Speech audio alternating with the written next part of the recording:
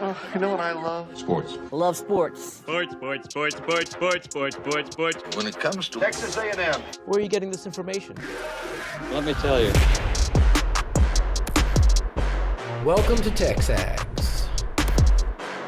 I need to talk a little sports with you, Ags. David Nuño here with TexAgs Radio. Billy Liucci here on TexAgs Radio. Olin Buchanan. We will develop men, we will graduate players, and we will win championships on the field. The best way for us to win is to do it together. Do you realize everybody knows who you are right now? I think we're coming into this year with a new confidence. Schools are like, we're freaking Texas A&M, man. Like, that's about as pretty a throw-catch combo as there is. I saw the safety roll, the slot fade. I knew where I needed to put the ball. You had no other option but one hand at that point. Yeah, man, 50-50 ball, I got to come down with it. You know, if I'm betting on anybody, it's the Aggies.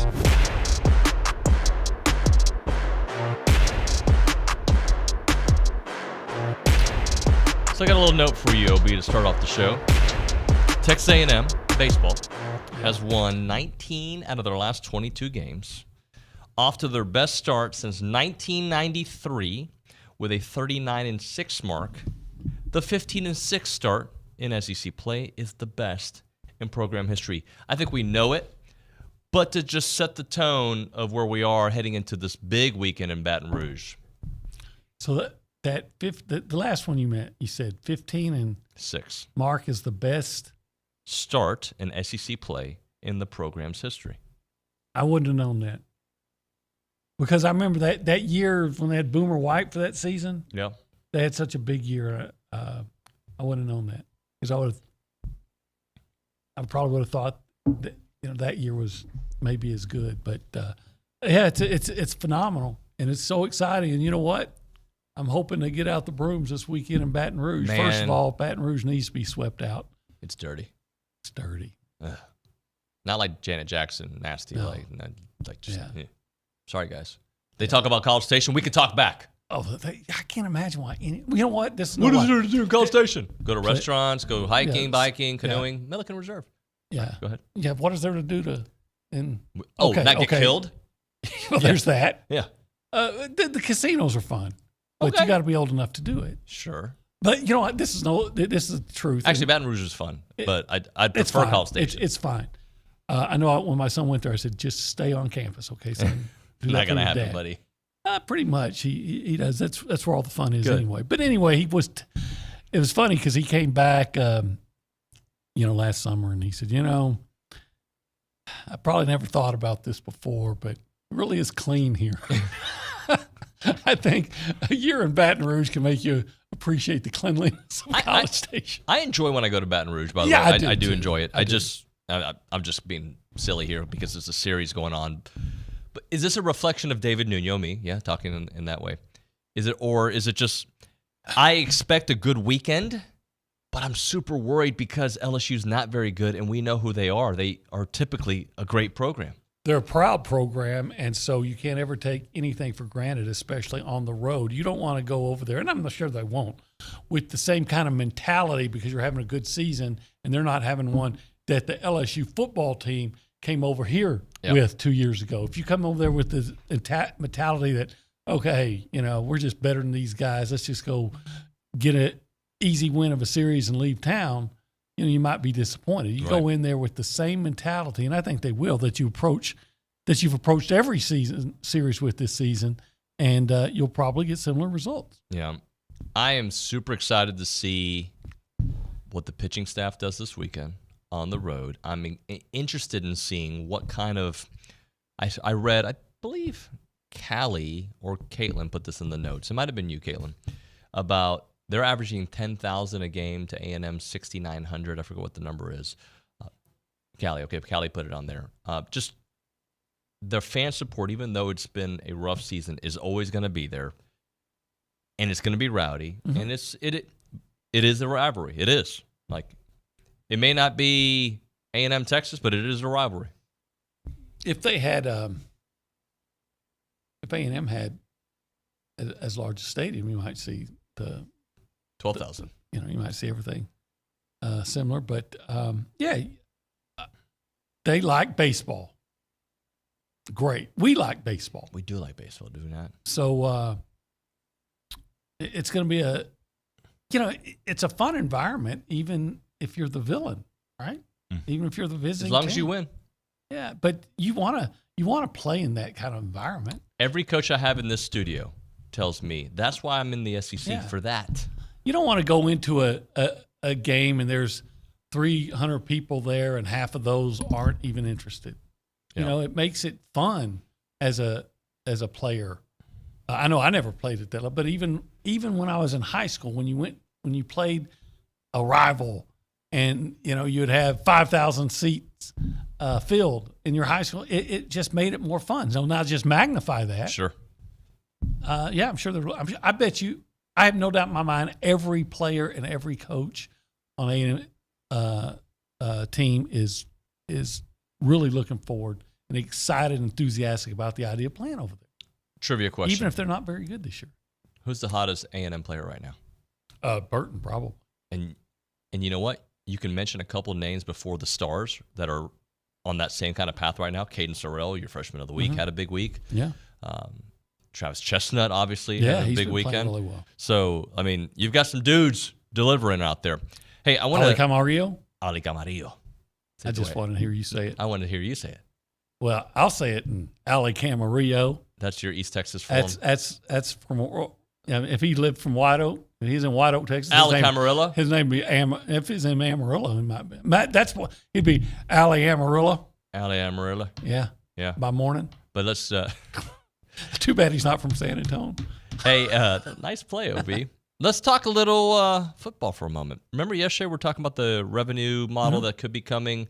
Well, that report has been advanced, and Ross Dellinger says details on a college model that may cost power schools $300 million each over the next 10 years. It looks like it could happen as soon as 2025. Implementation no sooner than fall of 2025, I should say.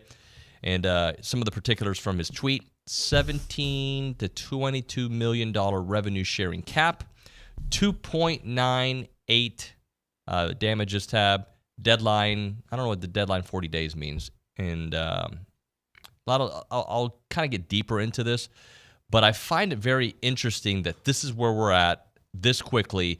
And if you would have read the tea leaves and would have listened to what Trev Albert said at his introductory press conference, if you would have been watching what's been happening across the street over the last couple of weeks, I knew it was coming. But this report, kind of laying it out now, says, guys, it's coming. Like, it could be here next football season. And that's why I said then when Trevor first said that, and I'll say it again. If you're in some kind of administrative position that's not absolutely necessary, I'd be looking over my shoulder, because that money is going to be going somewhere else. Right. Now, that said, it's hard to buy when they come back and say, okay, well, we're going to have, money's going to be an issue now, when Kirby Smart just got to raise up to make $13 million. Right. So he's making $1 million a month, more than, and you're paying Jimbo Fisher $70-something million not to coach. So it's hard to come back and say, oh gosh, how are we ever going to deal with this? They'll cut with the other people until they get there. Here's what it says in the article. There are options too, such as reducing coaching and administrative salaries. Salaries and buyouts are responsible for nearly 40% of the athletic department budgets in FBS. According to data from the Knight Commission, another 20% of the budgets are related to facility construction, renovation, and debt. Yeah, I think I'm not necessarily talking about A&M. A&M said their issues, but I think college sports administrators, they have across the country have been just very irresponsible with the way they operate financially. Right. I've said it before. When they have all these different kind of meetings, they're never at the Ramada Inn someplace. They're always at the swankiest hotels. And I wonder if they have to room with somebody when they go on the road. gosh, maybe they'll do Zooms. There you go. Reduce costs right there. The 10-year agreement, settlement agreement could cost each power school $300 million over the decade, or $30 million a year. That figure assumes school meets what is believed to be the $17 to $22 million revenue distribution cap for athletes. At least $2 million in withheld distribution for back damages going back the last 10 years. Yeah, and then somebody 11 years who played 11 years ago said, why am I left out? What do you don't think this was an issue for me? But if it's a settlement, well, if I'm one of the 11-year guys, then all I have to do is get some of the other guys and file the suit.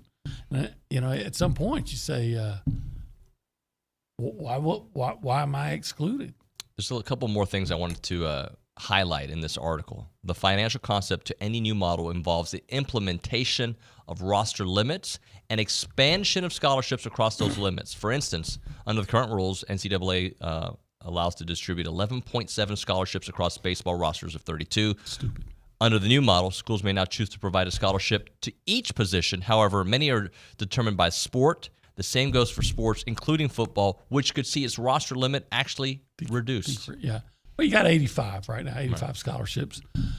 What if preseason camp is allowed to go to 120? Is it real? Not on scholarship. No, not on scholarship. Is it real? Roster. And I'm sure the coaches would say, "Oh yeah, this would be terrible." But would it really hamstring you that much if your scholarship went from 85 to 80? No, especially with NIL. Right? Well, when you bring them in, you still got to give them a scholarship. But what if you had a scholarship limit that said, or how about this? How about at a place like, say, Alabama, where they supposedly have more consultants, coaching consultants than coaches? Maybe you just put in a rule that limits how many coaching consultants. You can probably save, at some places, $1 million there. Yes, you can. Do you think the players are going to buy into this? Because NIL is not going away, so that part is still, you're still going to be able to. This is just added revenue, right? I would. They should, but everybody always wants more money.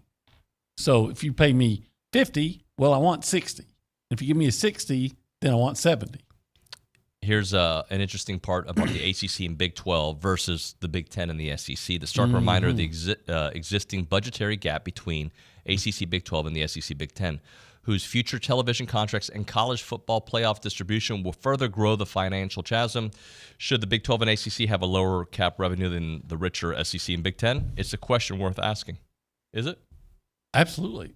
Again, it's always been inevitable that there's going to be a separate league, a separate division, or however you want to put it, and it's going to be the guys who can play at the $100 tables, and then there are guys that can't, and this is going to expedite that. For this show's purpose and this audience's purpose, it's a good thing we're at Texas A&M.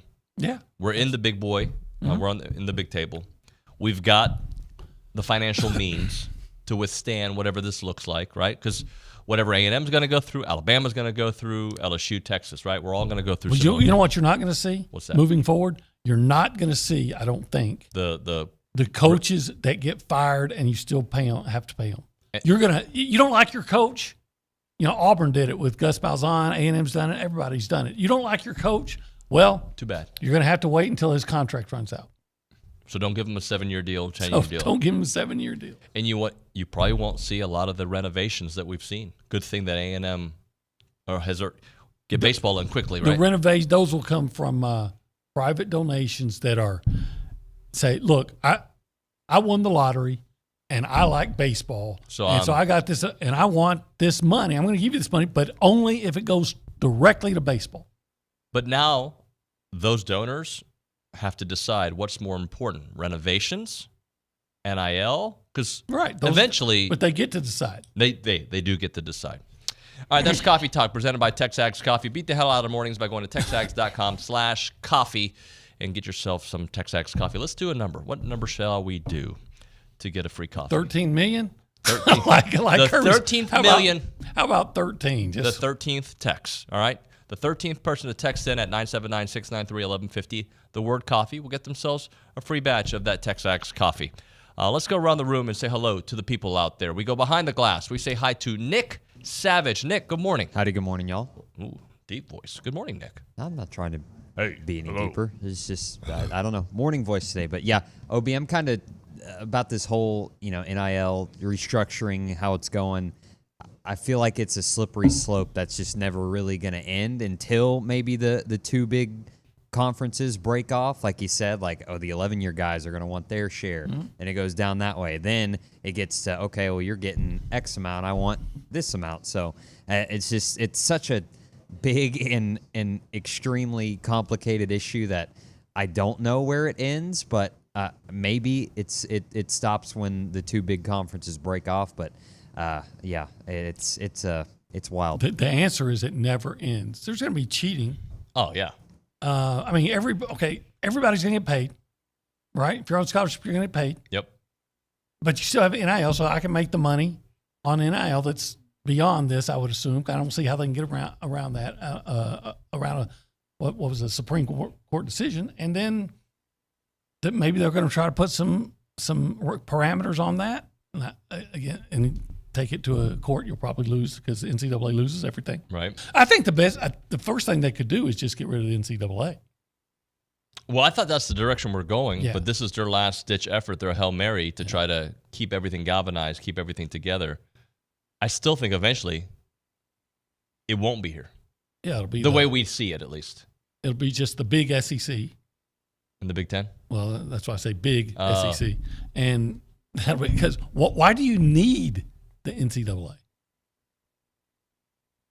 To run a basketball tournament? Just to run a tournament. Why can't you run a basketball tournament? Get Miranda tournament? to do that. Yeah. Miranda's a great event planner. Yeah. She's fantastic. She'd probably take it to another level. So I would start making all this money by just getting rid of the NCAA. That's just this the very entity that puts you into this position. Yep.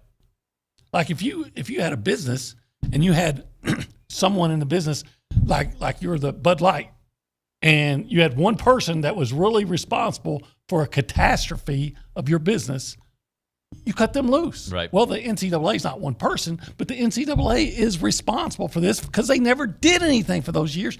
Cut them loose. On all those people you're paying millions of dollars, where do they get their money? They get it from the universities. Right. Cut them loose. They're the boss. There's the first start. OB for president of the NCAA. No, I don't want to be the president because then I won't have a job.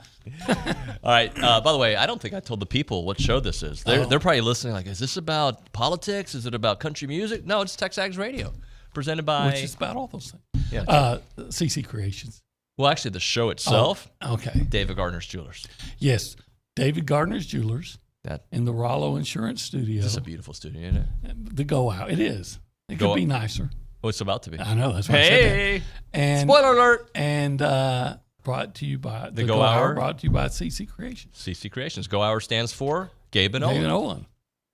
It doesn't really work anymore. It does work because we're going. We start the show 100 miles an hour. You're going to work, too, so you're listening to it. You're going to work. Some of you actually show up on time or at work streaming us. Some are watching on the CW. Hey, CW, I haven't said hi to you in a while. Some are watching on YouTube. Do you think they're liking and subscribing? I hope so. Better like and subscribe. Like and subscribe. OB will do a fitness pose if we get to 200 likes today. Okay. Shirtless. Not now. And 979-693-1150 is the phone number to be a part of the conversation. We go to the Angry Elephant News and Social Center. Aggies gather at the Angry Elephant. Caitlin Torn is in the house. Caitlin, good morning. Good morning. How are y'all this morning? We're good. OB on the chat, they said you're on one this morning. Yeah. They said they're on one. I'm on one most of my life. Can we listen to On One from Drake coming back, please, if there's a clean version of that? All right. Sorry, Caitlin. It's been a good morning. Got to hear some OB stories when I first walked in, so it's always I walked into that conversation. I'm like, I think they're too deep into it for me to inject myself. All I was saying was just quick summation is that I don't understand people that say they look back on their life and have no regrets because I've got a ton of regrets. Right. That was the gist. My takeaway, OB, was that you shouldn't be street racing. Well, that's among my regrets. Okay, let's get back to Were you a street racing bandit? Just one time I made a bad mistake, and it cost me a lot of money to get my car fixed. Well, wait, can I ask how fast you were going? I probably above 90. Ooh, down a street that I didn't know where it was going. Okay, now. That he had Tyler, a feeling Texas. was a shortcut. Yeah, I thought this might be a shortcut. It was shortcut to death. Fortunately, obviously it didn't get to you're that. Here, I think. All right. I think you're here. Continue, Caitlin. I'm sorry.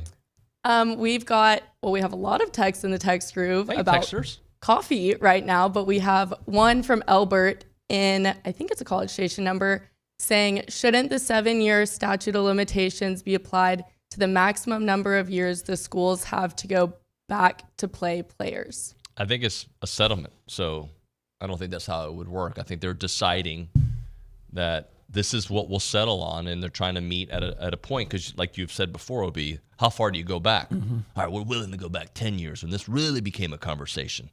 But honestly, it became a conversation after Ed O'Bannon, right? Oh, yeah, even before that. But that's where, but that's legally, where it gained legs, right? Yes. Galen? Yep. Well, speaking of the NCAA, the men's tennis team is hosting the Rice Owls today. 1 o'clock. Who do you? 1 o'clock. Who do you? Steve Denton in the house. Steve Denton in the house. Yep. Yesterday. The Aggies are 18-10 this season as they prepare to host their 9th regional matchup in the last 11 years. And this is their 30th straight bid to the Big Dance. Go support them, guys. Go support them. Free admission for students also. A win today would increase their streak to 17 straight wins and first-round victories. Last week, Rafael Perot and J.C. Roddick were named All-SEC first team, making it back-to-back years for the Aggies to have 2 players on first team. Roddick? Is it Yeah, they're related. Yeah, how about that? Oh, yeah. Yeah. Is it his son? I don't think he can have a son that old, can he? Yeah, a lot. He could. I guess he is my age. A lot. I still envision him as a kid playing tennis. Yeah, we do run into that. Yeah. Continue on. His dad is Jerry Roddick. Okay, Jerry. so not Andy Roddick. No, not the But same. I know they're related.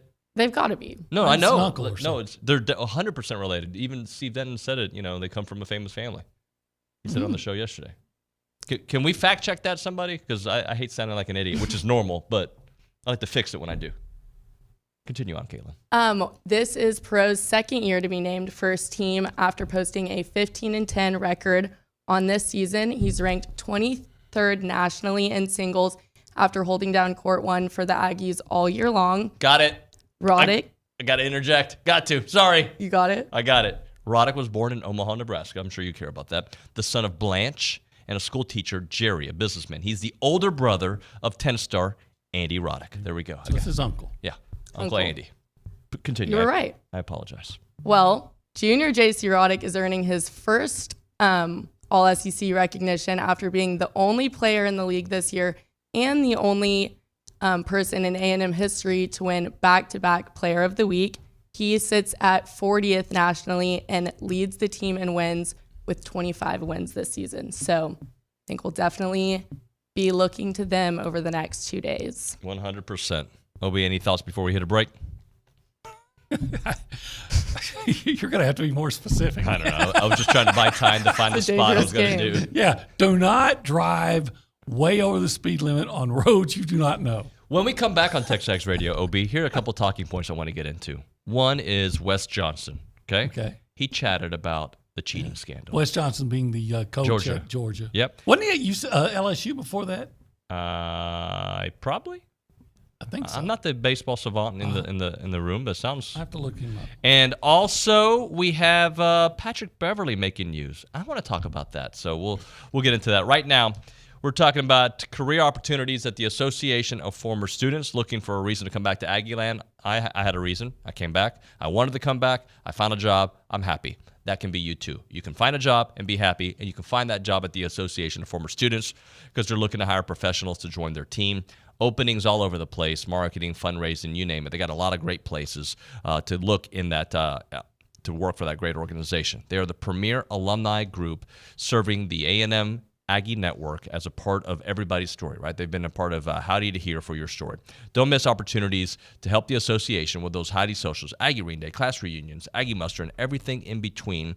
And join a team that exemplifies those Aggie core values: excellence, integrity, leadership, loyalty, respect, and selfless service, all in support of that worldwide Aggie network. As I look at the wrong camera. If you're interested in joining the team or sharing with someone that would be a great fit, please visit tx.ag/associationjobs to apply and get more information on each position. It's the Association of Former Students.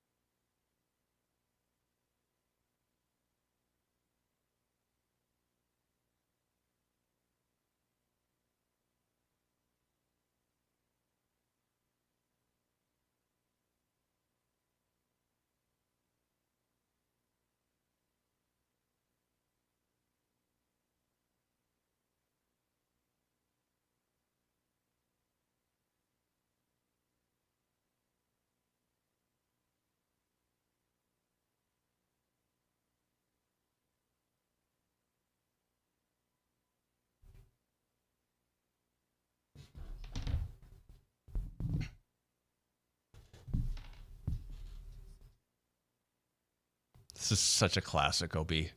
Is it? It's, I mean. I wouldn't know. We call it a banger. I think we still say that. I'm on one. You're on a banger? No, this is I'm on. I don't know if that's the name of the song, but that's what he says on the hook. Hopefully we can hear the hook here in a second. I'm on one. One what? You're just on one. Oh. You want to explain what that means? I would probably say like he's ready to go. He's party time. Ready to go where? Just I'm on one. Like the go hour is ready to go. Oh, okay. We're on one on the go hour. I don't know if you can say that. Oh. So we're not on one in the go hour. Maybe it doesn't. Like, remember when Jared was working here and he told us what cake by the ocean meant? And I had no idea. For years, I thought it just meant eating cake by the ocean, celebrating with your family, and it meant the backside. I like cake anywhere, you know. Ocean, sea, my kitchen. You just like cake. I just like cake. Can't get enough of it. It's TexAgs Radio. We are presented by David Gardner's Jewelers in the Rollo Insurance Studio. Go Hour, presented by the Warehouse at CC Creations. OB, a couple things to get into. Let's start off with Wes Johnson. Okay. So you did confirm he was the pitching coach at last year. Last year. He is now the head coach at Georgia. And obviously there had been no talk about the pitcher and what he did in the bullpen with the video, and then obviously the other video that showed him touching his wrist quite a few times. So they asked him about it yesterday. Have you seen this? I heard about it. I haven't actually seen it. I'd like for you to hear and see. Here it is, Wes Johnson being asked about that whole scandal. Guys, I'm going to make a blanket statement, and, you know, I don't have time in my day to deal with online subjective distractions. We teach our players to play by the rules, and that's just where I'm at, man. I guess what else can he say? What would you have liked to hear him say? Because there is no proof. It is speculation at this point. It's kind of like there's no proof. Come on, bro. Even though, you know. He's on one. There's no proof you did it, even though the body is in the back of your trunk. Right. You know. But hey, somebody put it in there. Somebody put it on. Oh, you know. I think OJ had a better case. No, come on. Because his glove didn't fit. But this guy's glove apparently didn't fit either because he kept going to it. Look, the guy was cheating. Now, he never said the kid wasn't cheating. He just said, I don't have time to deal with internet rumors. It's all, we're looking at it. We saw it. So, I don't have the time to deal with stuff like, rules and fair play. I don't have time to deal with that. But we teach our players to play by the rules. We also teach them how to circumvent them as well. He didn't say that part. I kind of threw that in there. But maybe he was thinking it. He's probably thinking, damn, I got to tell those guys stop to make sure there's no camera, to understand there's cameras everywhere. So if you're going to do that, have my other guys standing around him. What he needs to do is get a baseball bat and go to town on like AJ Hinch did. Destroy the monitors. Destroy everything that's in sight. Do not allow it to happen anymore because it happened. Because there's evidence of that dude touching his wrist several other games, and he's not the only one. Yeah, again, there's nothing that can be done about that game, but I will really find it interesting to see how much he's watched by umpires and SEC officials from now on and how well he does. I wonder if he's going to strike out 6 in a row or whatever it was again now that he's been watched. The heart of the lineup, the best players. Like, come on. I wonder. I'd be interested to see how Christian Machado or whatever his name was. I don't remember that. It's something Machado I can pronounce. What I saw on that, it seemed hard. Yeah, I'd have to, whatever it was. But I'd be interested to see how he performs moving forward. When we come back on TexAgs Radio, I'm going to say it a little dramatically. We're going to do that Patrick Beverly video. I want you to see it, describe it, and I also want to watch his post-game press conference, okay? Mm-hmm. You heard about what happened, right? Yeah. Okay, we'll talk about that. But then we're going to do 3 things that we want to see, minor Aggie related. Okay. All right. I would like to hear yours. Right now, though, we're talking about Rollo Insurance, the official insurance provider of TexAgs Radio. The difference is real. They are the best, guys. When you need your insurance, and we all do, right? You need to start with Rollo Insurance. You call them up. They are an independent insurance company right here in the heart of College Station. And what they want to do is educate you on the process and tell you exactly what you're paying for. And they'll do the shopping for you so that you can get all of your insurance goals. They can write any form of insurance to anyone in the great state of Texas and several other states, and they've got 53 offices around the country, or excuse me, in Texas and more around the country. You need to call them up. If it's Morgan, if it's Jackson, if it's Jason, any of their crew out there, and they've got a bunch, right? They're going to give you the best options out there, the best pricing that they can find for you, and they're going to just do it all for you. That's what they do. And remember, they are local. They're right here. You can drive by them. They're on Highway 6 as you're passing by, going to Bryan, from College Station to Bryan. Look on your left-hand side and obviously on the reverse side. Check them out on the website, rolloinsurance.com. The phone number is 888-44-ROLLO, 888-44-ROLLO, Rollo Insurance, rolloinsurance.com.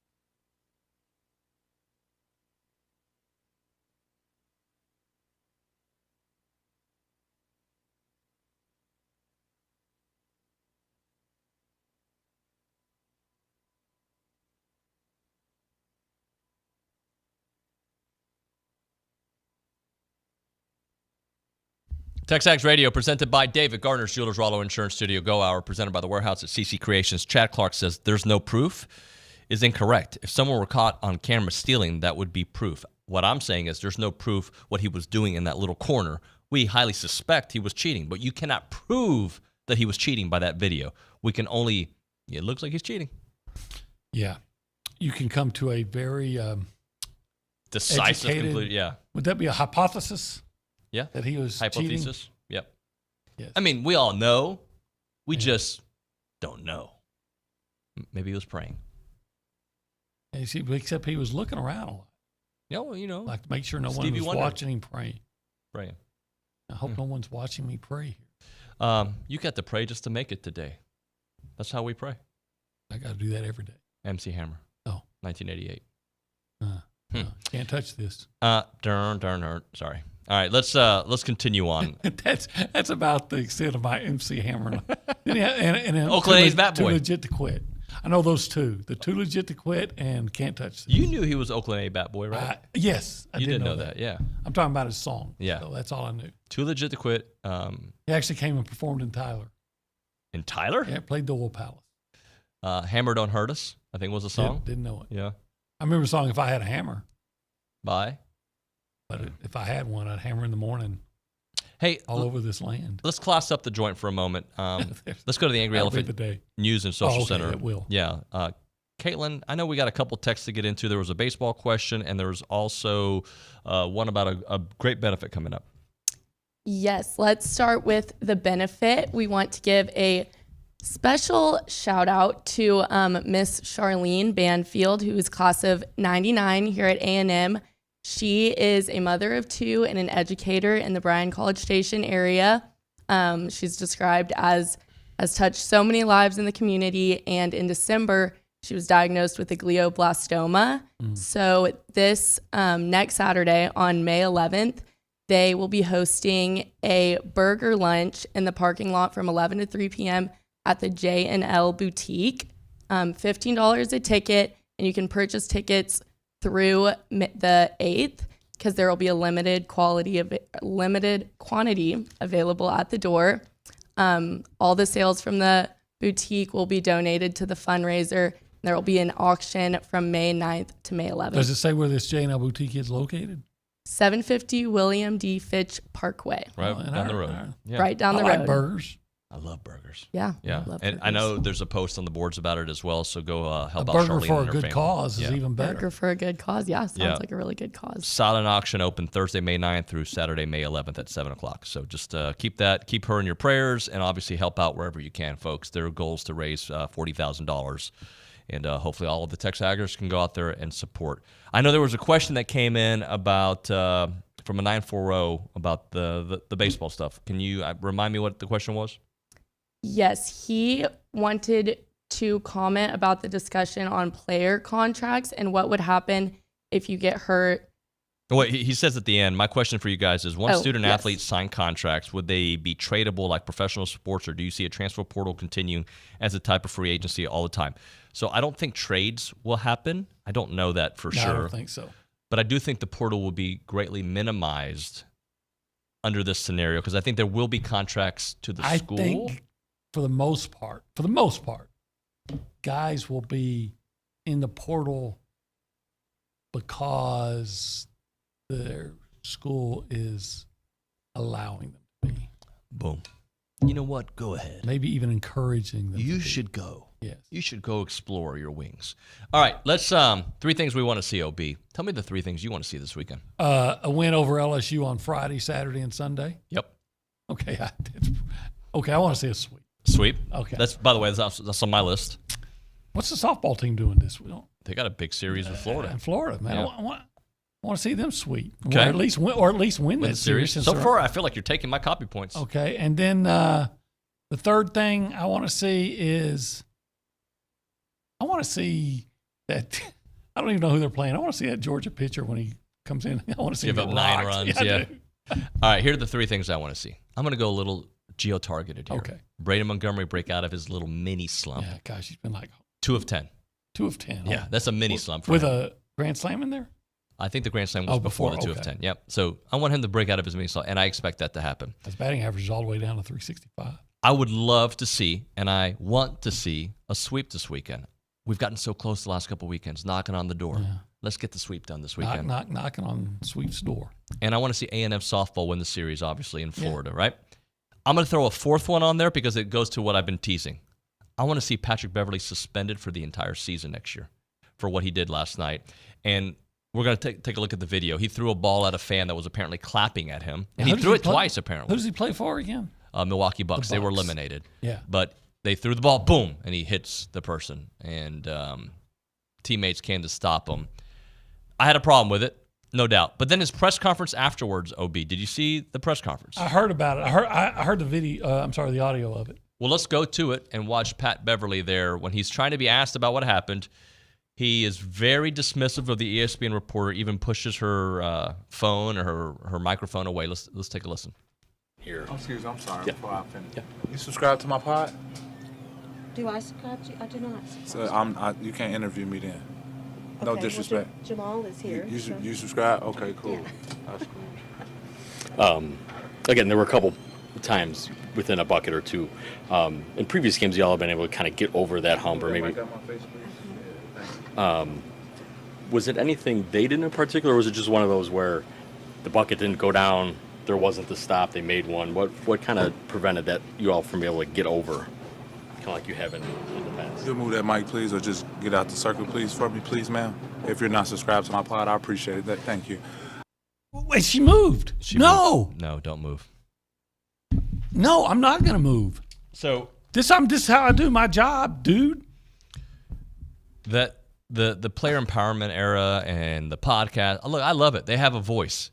That's gross. That's disrespectful.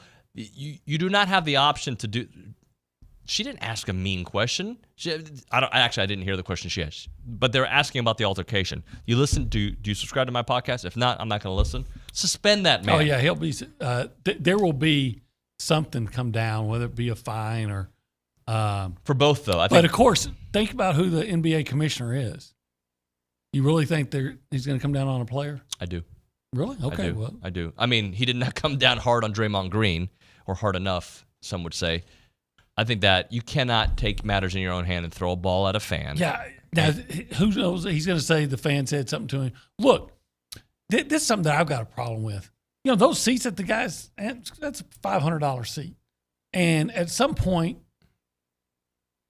you know, now look, I'll give you this. There's a line that can't be crossed by the fan no matter what. Sure. So, but if he didn't cross that line, and when I'm saying cross that line, you're attacking somebody's family or you lose a slur. But if you're like, hey, you suck tonight, if it's something like that, you just deal with it. You got to deal with it, because you can't start asking fans that we want you to pay tons of money and buy this, and we're gonna have the games at dinner time, so you're gonna have to buy way overcharged food and all this. And by gosh, you're going to sit there and quietly clap like golf clap through the game. No. I got to cover Pat when he first got to the Rockets when he was playing overseas. And his story was awesome. Journeyman, found his way to the NBA, started making some good money. He was a defensive stopper. But what I think happens sometimes, you become a caricature of yourself, right? He was known for being this hard-nosed defensive player, but he was a good guy. He might still be a good guy. That is not what a good guy does. Yeah. Well, and what I'm not a big fan of ESPN by any means, but if I was that young lady's boss, I'd say use this as a, educational moment. You don't leave. Never leave. You say, no, I'm not leaving. This is how I do my job now. And then ask the question again. Right. And put it on him to continue being a jerk. And hey, the NBA gave me this credential.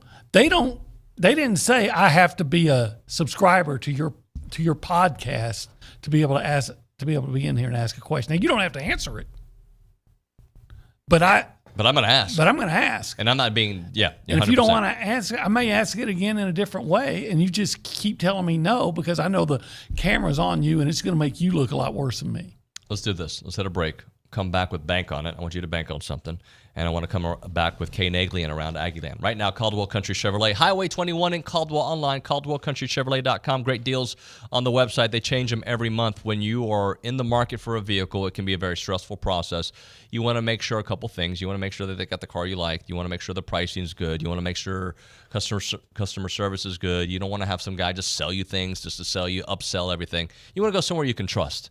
And I trust Caldwell Country Chevrolet because I bought a vehicle at Caldwell Country Chevrolet. I know Dante Hall has bought his vehicles at Caldwell Country Chevrolet. I know that R.C. Slocum only buys his vehicles there at Caldwell Country Chevrolet because they're good people who take care of this area, and they've been doing it for a long, long time. All you need to do is simply call, click, or stop by Caldwell Country Chevrolet. 15-minute drive, the very edge of Bryan to the beginnings of Caldwell. Short conversation away, but you'll see the difference when you step on the lot and do business with the great people there at Caldwell Country Chevrolet. Highway 21 in Caldwell. Online, caldwellcountrychevrolet.com.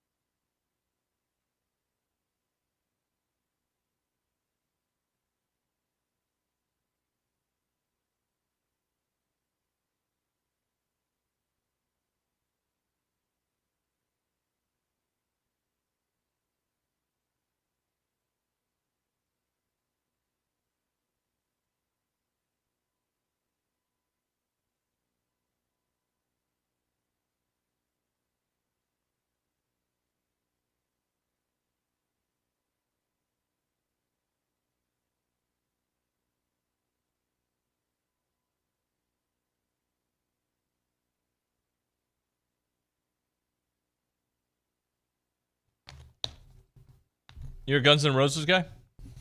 Yeah. Yeah. Yeah. I like both of them. Guns and Roses. You like them both. TexAgs Radio, presented by David Gardner's Jewelers Rollo Insurance Studio. Go Hour, presented by The Warehouse at CC Creations. Kay Naegeli's with us. We're about to do Around Aggieland, but before that, Bank On It, presented by Vera Bank. Authentic relationship-based banking built for real life. Go see Joel Jackson and the team. Learn more. VeraBank.com. Obi, what are you banking on? I don't want to steal anything that you might say. You touched on it. I was thinking about it earlier. I'm banking on Braden Montgomery. We talked about earlier this week about, he's not used to not just having phenomenal success and going 0 for 5 the other night I think it's going to be one of those things that's going to eat at him, and he's going to be coming in to this series against LSU and make the Tigers pay for that. Make the Tigers pay. Yeah. So I'm banking on Braden Montgomery having a big weekend. Katie, you got something you want to bank That's on? some low-hanging fruit, isn't it? No, it's fine. I'm gonna kind of do an extension of that. Okay. But Okay, I like that. I'm going to go to the other side of the diamond. Trisha Ford's Aggies, softball. Nick said 2. I think I'll go 2 as well. I think they take 2 of 3 from number 9 Florida. That's a big series. And if they do sweep and Tennessee drops one, they could claim the SEC crown this weekend. So that would be incredible for the program. Also, didn't know this, softball's best ever finish in the SEC is 4th. So regardless of how this outcome is this weekend, Trisha Ford's Aggies should be in square shape to host both super or regional and both the super. So I think they take 2 or 3. Here's one for you.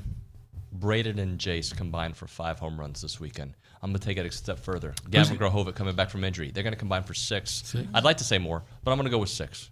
They're going to combine. Those 3 will combine for 6 home runs. Well, when it comes to Braden and Jace hitting 5, which one gets 3 and which one gets 2? Or does one get 4 and one get 1?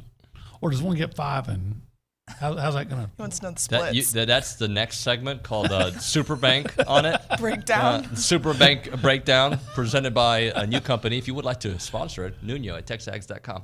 All right, let's do Around Aggieland. Sponsors, come on. Around Aggieland, presented by Normandy State Bank. Normandy State Bank, rock solid banking. The website, normandstatebank.com. Kay Naegeli. So we both know baseball and softball are competing away this weekend, but want to move on to some both men's and women's recruiting basketball news. Booker T. Washington's Chris McDermott committed to Texas A&M hoops last night. In high school, he averaged 20.3 points a game. And tell me more, because I know something big. 18.7 rebounds, kid. Yeah. I like it. 4.2 assists, 1.9 steals, and 1.9 blocks while shooting 57% from the floor during his final season. Obi, is that good? That's great. And I love them getting commitments from Texas guys, because I believe if you can get the best players in Texas, you can win national championships. Yeah. Additionally, women's basketball, Joni Taylor, this is her second addition out of the portal. She got SMU's Amira Abdur-Rahim. She averaged 11.3 points, shooting also 53% from the field. She averaged 6.4 rebounds, 1.5 assists, 1 steal, and 1.7 blocks per game, and led the AAC last year. So I wonder if she's in relation to the former assistant basketball coach here. Potentially so. Potentially so. SMU's been good to us lately. Yeah, they have. They definitely have. Also, we have some tennis going on this weekend. We will have full coverage of tennis as they start their NCAA tournaments. And both the men's and women's teams are hosting this weekend. Men will host the first round today against Rice. First serve is set for 1, and then if they win that, they will host the second round.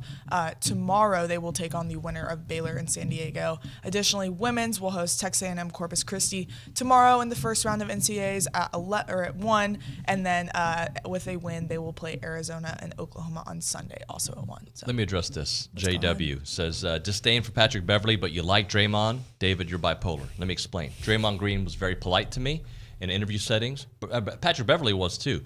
Draymond also hasn't hit a fan that I know of. He's hit players, which I'm cool with.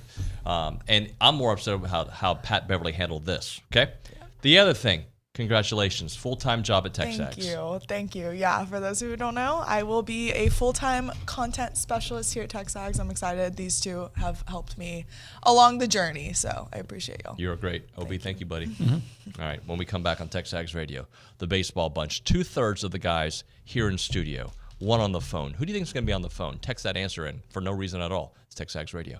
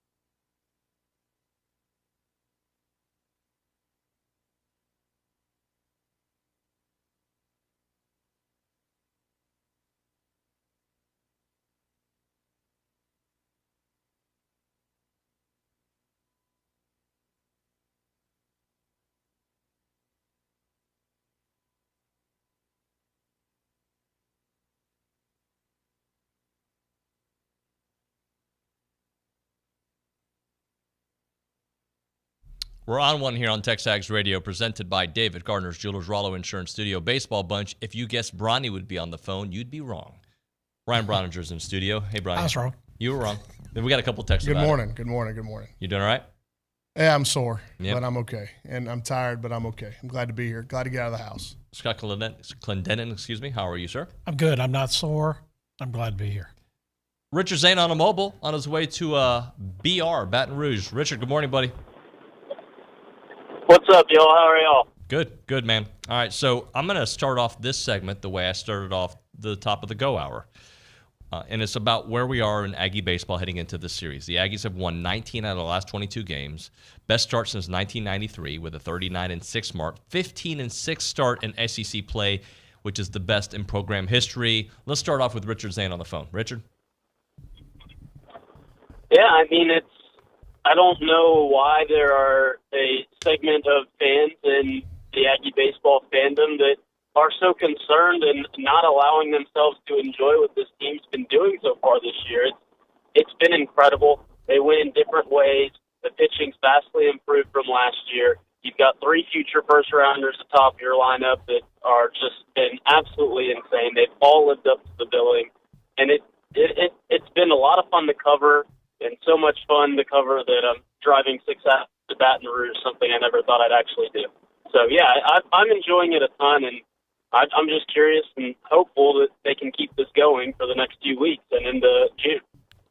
Yeah, I think from a historical standpoint, Scotty will be the person that you want to talk to about what this, how this compares to seasons past. But, I was on a radio show last night, did a hit in New Orleans, and they're just, LSU people kind of going through this A&M lineup and the pitching staff. And, I think just because we talk about it every day that it may get monotonous for us. Man, they were really amazed at what A&M had been able to produce, not only those top 3, but we talked a lot about 4 through 6. And then, since Caden Sorrell's been inserted into the lineup, what that's meant for the overall athleticism of this team and the length of this lineup. So, yeah, man, it's funny that you can have a season going like this, and I hate to say this, but it really doesn't matter because what's going to matter is what's going to happen going forward. So, but there is some historical significance to it, Scotty, that I think that we need to address.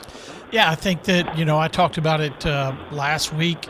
This team has a chance to finish the regular season with single-digit losses, and that's a huge mark. This will be the 3rd time.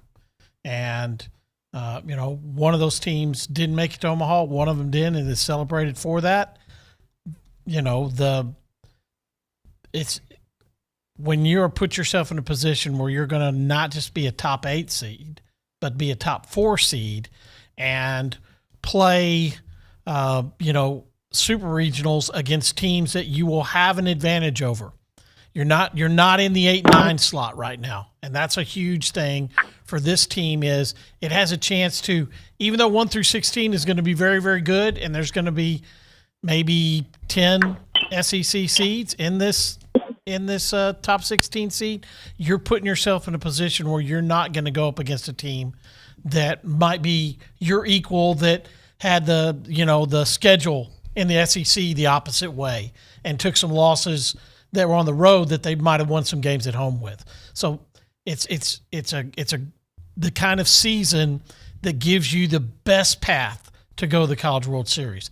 That doesn't really mean anything 3 weeks from now because the path that had Tennessee playing Notre Dame did not look like it was going to keep Tennessee from going to Omaha as the number 1 seed and the preemptive favorite to win a national championship.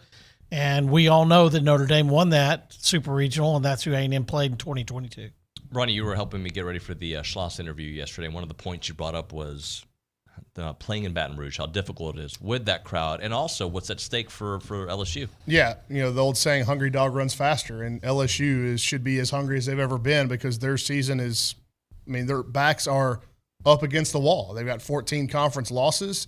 If they start getting into that 16, 17 realm, especially if they get into 60, if they leave this weekend with 16 conference losses and 2 weekends left, boy, the outlook for their postseason chances diminishes greatly.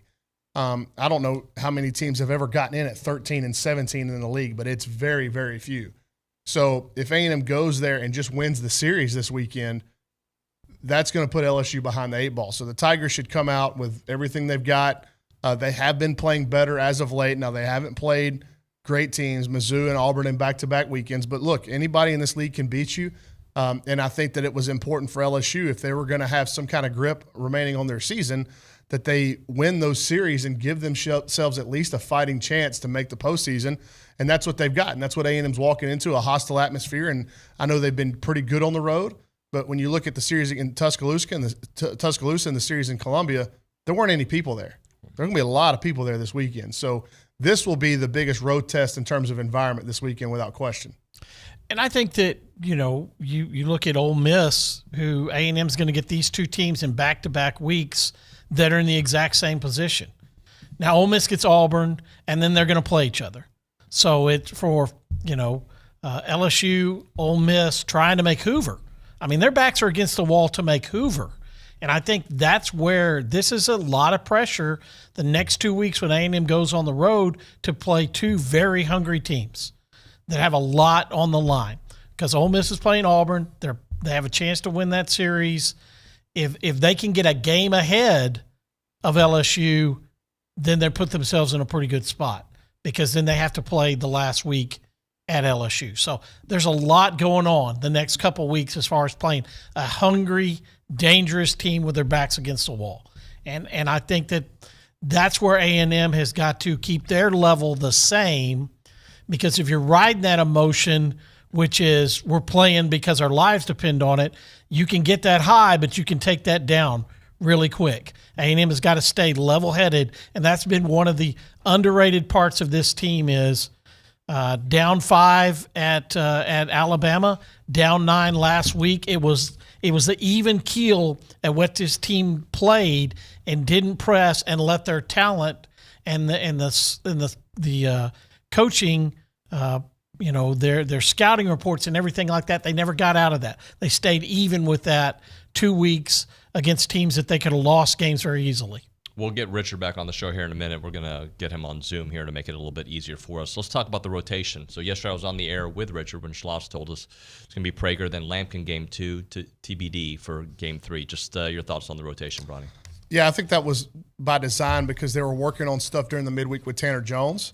And it seems like whatever they were working on last week during the week with Justin Lampkin really took hold. And, Schloss mentioned some different pitch shapes that he had worked on with Max Weiner during the week, and he thought that Justin did a good job of taking that to the mound.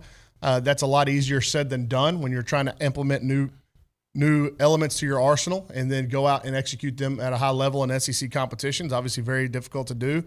Maybe they wanted to look at Tanner on video because he mentioned that he thought Tanner may have been tipping his pitches out of the stretch. Maybe they wanted to go over that video and make sure there was the corrections were made if he was indeed tipping pitches, because look, it's all on the table. And what we've learned through the Georgia saga last week and then just some more stuff and talking with some folks around the league is about how cutthroat this thing is. And I mentioned on Monday, David, that if we're one step below professional baseball in terms of how much this matters, the results matter. Yeah. So this Major League Baseball, not minor league baseball. No, that's what I said. Yes, Major League Baseball. Major League Baseball. Results matter on the minor league level at an individual, yes, but not to a team. But team results matter in college baseball in the SEC, right behind Major League Baseball in the day-to-day.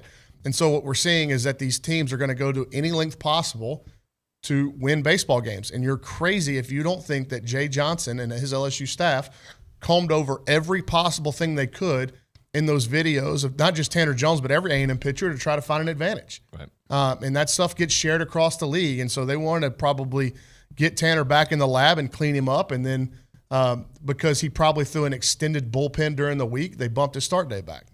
So I know, and Richard, we'll go to you here. I know this isn't a fair versus, but in a way it feels like Max Weiner versus Nate Yeske this weekend. Just Nate obviously took off to LSU. It's not that, but there are elements of thinking about what we have now and what we had before.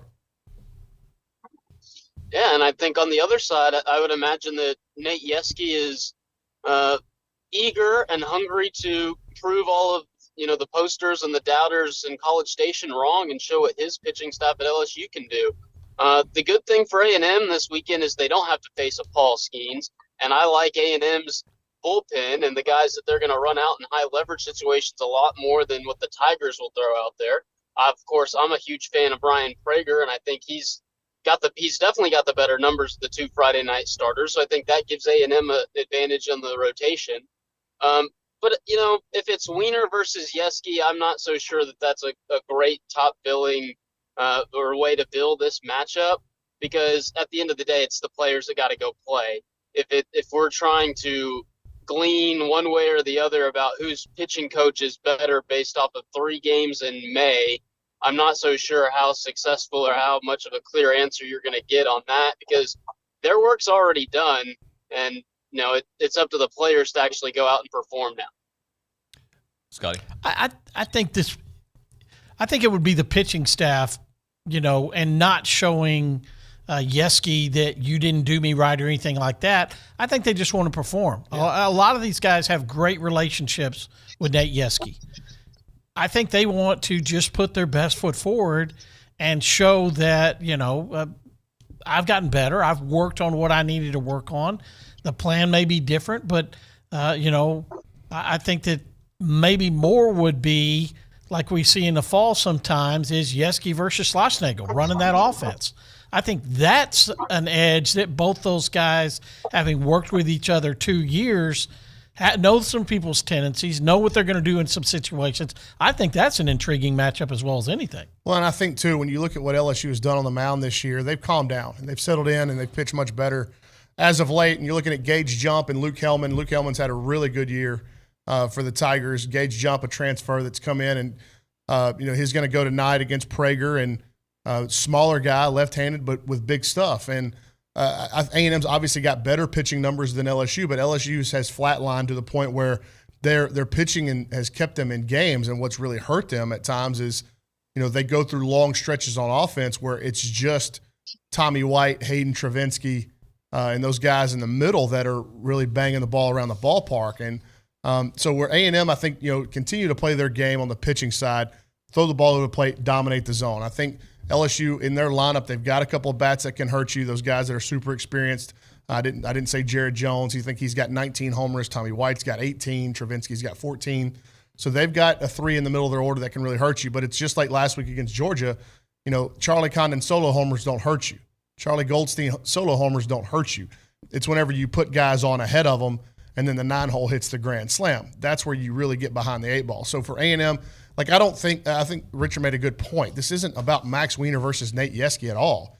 To the casual fan that posts on websites, that post on TexAgs or Tiger droppings, they're going to make it a big deal, but it's really not, because we have a large sample size of data that we can talk about what A&M's pitching has done this year and what LSU's pitching has done this year. So this 3-game set is really not going to be an indicator of either pitching staff. It's just some data into a sample.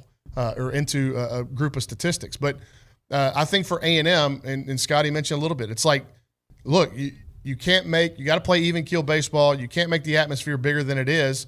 And on the pitching side, that means going out and throwing it over the plate. Right. And I'll tell you this before we get too far into it while I'm thinking about it. That playing surface at Alex Box Stadium is atrocious. It is one of the worst in the league. So much so that I have it on pretty good authority that they paint the dirt green in the infield to make it look like grass. Yeah. So I don't know how it's going to play. They worked out down there yesterday. I can remember from my time playing at LSU that when it got late in the year, that surface got pretty rough. You just hope that doesn't determine an outcome of a game because of a poor playing surface. It'd be interesting to see. I've just heard too much about it and it being a problem that I can't just sit up here and go, okay, that's not going to be a determining factor, because if a ground ball hops over Ali Camarillo's shoulder with men on, that's a big deal.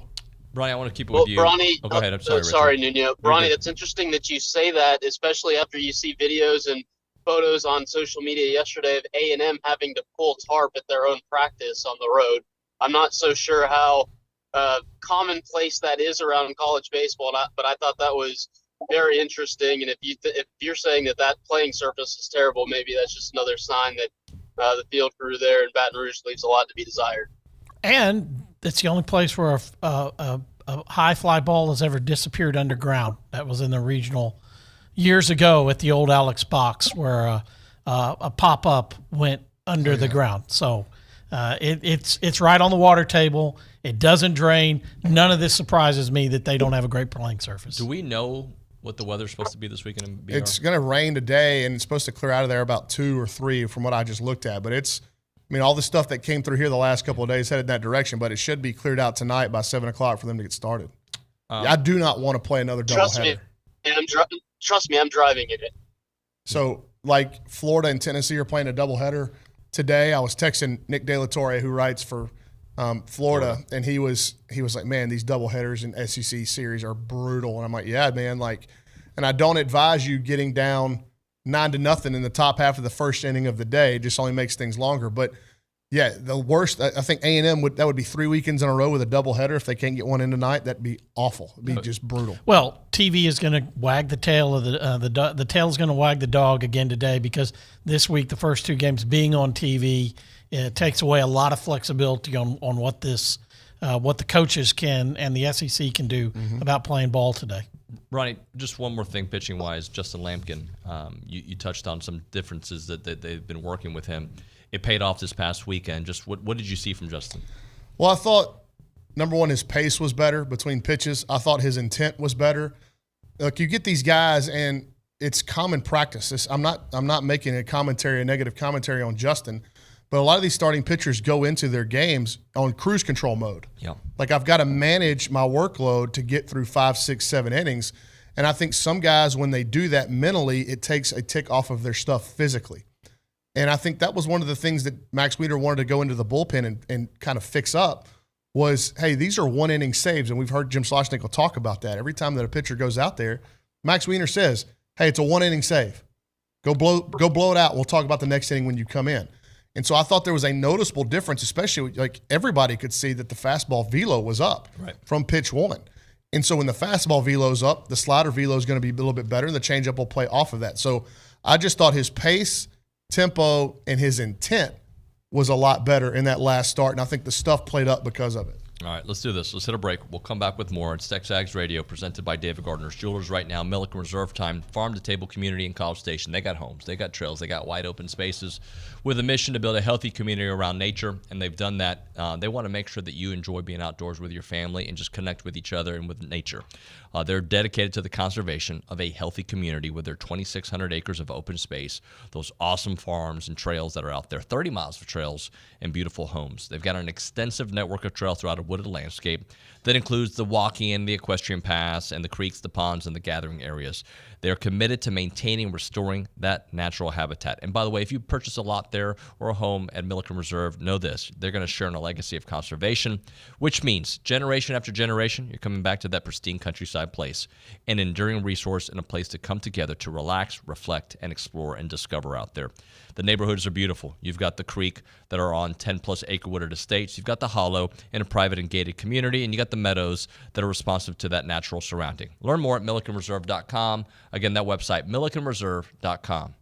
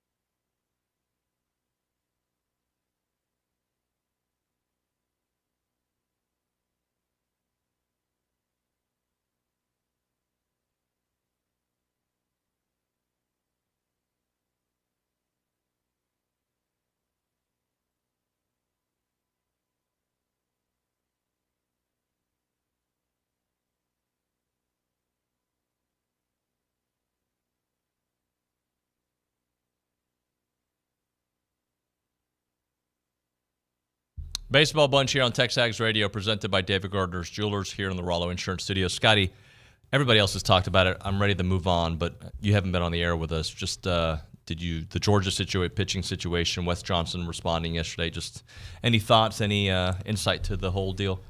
It's baseball. I think that if you look at the edges and the fuzziness of everybody across the country, as Bronny mentioned, Major League Baseball and NCAA baseball are the highest levels of which the games matter. So if they matter, you're going to try to get every edge you can. It doesn't surprise me about video. It doesn't surprise me about putting stuff on baseballs. It doesn't surprise me about having bats that weren't inspected played in SEC games like we had with Tennessee. Georgia had a bat break on the on-deck circle. So all of this is what you have to deal with. And you don't want to throw too much shade because you don't want it coming back on you. There's also a team in the league that is having bat issues, I was told. Yeah, so this is what it is. When I watch a team swing one bat, I think they've got a hot bat. And if the guys that are big and are going to swing that length, in the BB core bats, and I watch them hand off bats, I know they want that bat because it's swinging hot. It's just the nature of the game. And to get caught like that and have a guy dominate because of it, well, you know what? Talk to a San Francisco Giant fan about Mike Scott. It's what it is and what it has always been part of this game. Yeah, you look for competitive advantages, but that doesn't mean that when those are caught, that they shouldn't be punished. And I think that the kid from Georgia, now you can't go back and look at it and do it after the fact. I think that should have been caught during the game. And again, if something like that is happening, if you get video of that happening at Bluebell Park, either in the Arkansas series or in postseason, and you don't know how to get it, to send it to us. We'll figure out how to get it to the proper people. Because we could have nipped that in the bud pretty quickly. Yeah. And really, if you're sitting there watching the game and your eyes are telling you, man, how many times do you ever see this part of the A&M lineup just get utterly dominated like that? And then you start watching the guy go to his glove after every foul ball, something that somebody in the ballpark should have picked up on. But, you move on, and Wes Johnson had a very eloquent statement about it yesterday. Really nipped the whole thing in the bud, right? I mean, that towel was the size of a hand towel. Dude, he said the blanket. The blanket was the size of a hand towel. Blanket statement, and then he didn't say anything. But whatever. I mean, I'm looking. What can he say in that situation, though? Yeah, he was caught red-handed. Yeah. But I don't know if he volunteered that. If there was I think it was cut. It was cut before. Yeah, so I don't know if he was asked about it or if he volunteered that. Anyway, well, the great thing is they only have to worry about being filmed at South Carolina because they play at home to Vandy and Florida. So 2 of those 3 ballparks, they don't have to worry about people looking over their shoulder. Richard, we've been talking about pitching. Let's talk Ryan Brauninger for a moment, because I feel like, and you guys have the stats probably, anytime he has a rough outing, he comes back and has an excellent outing. And that's just kind of been, and he's only had a couple of rough outings. Yeah, so it's been not about 6 weeks apart. Yeah. Richard? Yeah, and I'd be interested to look into Ryan's home and road splits. Now, I don't think he's been terrible on the road by any stretch of the imagination. He's had 2 good starts away from Bluebell Park, and he's had 2 pretty tough starts away from Bluebell Park, those being in Gainesville and in Tuscaloosa last time on the road. But, yeah, like you said, his ability to bounce back has been really impressive. After he had that outing in Gainesville, he came back, and I think he gave you 7 innings, a shutout ball against Mississippi State. Fact check me if I'm getting my series wrong, but then he had that tough outing against Alabama, and he comes back and he gives you a quality start against one of the hotter lineups in the country in Georgia. Only gives up the 2 home runs to Condon and Goldstein. Like Bronny said last segment, solo shots can't kill you. And with A&M's offense, you certainly don't worry about just 2 solo shots killing you. So I think that A&M fans should be confident in Ryan Brauninger as he takes the ball for the Ags tonight. He's given you no reason to not be confident in him. Now, I know like I said, he's had 2 tough outings away from Bluebell Park, but I mean, he gives you the best shot to win home and away every single time he goes out there.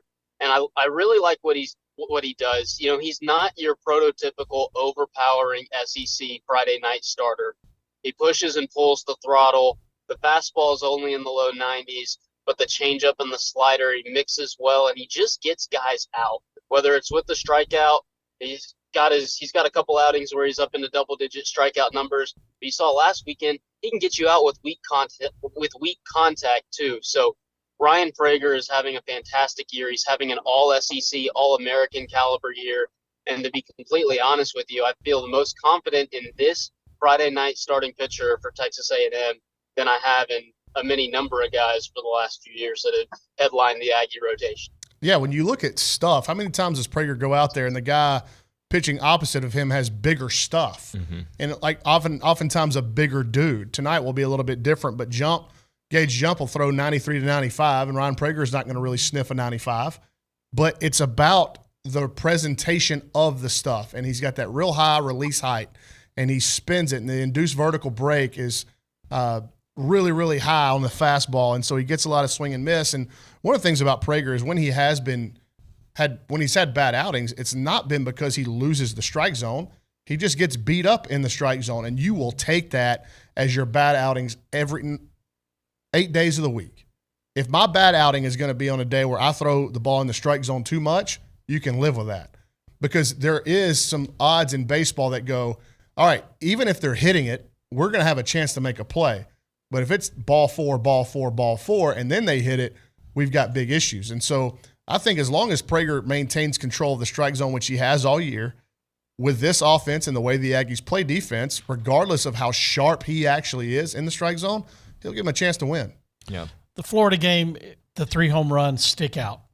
That was a game where he only had 1 strikeout, gives up 3 home runs. That's a day where being in the zone, maybe he needed to be out of the zone a little bit more to induce some swing and miss. But I think last week that A&M learned against Georgia that they could win games, not just because of the offense, but they weren't getting a lot of swing and miss last week.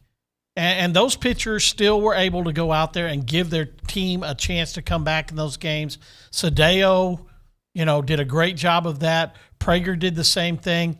You got to walk that line. Some teams, if you're in the zone too much, if you're always throwing the same first pitch, it's always in the same spot, that's where they pick up on some stuff. So I think that he's done a great job.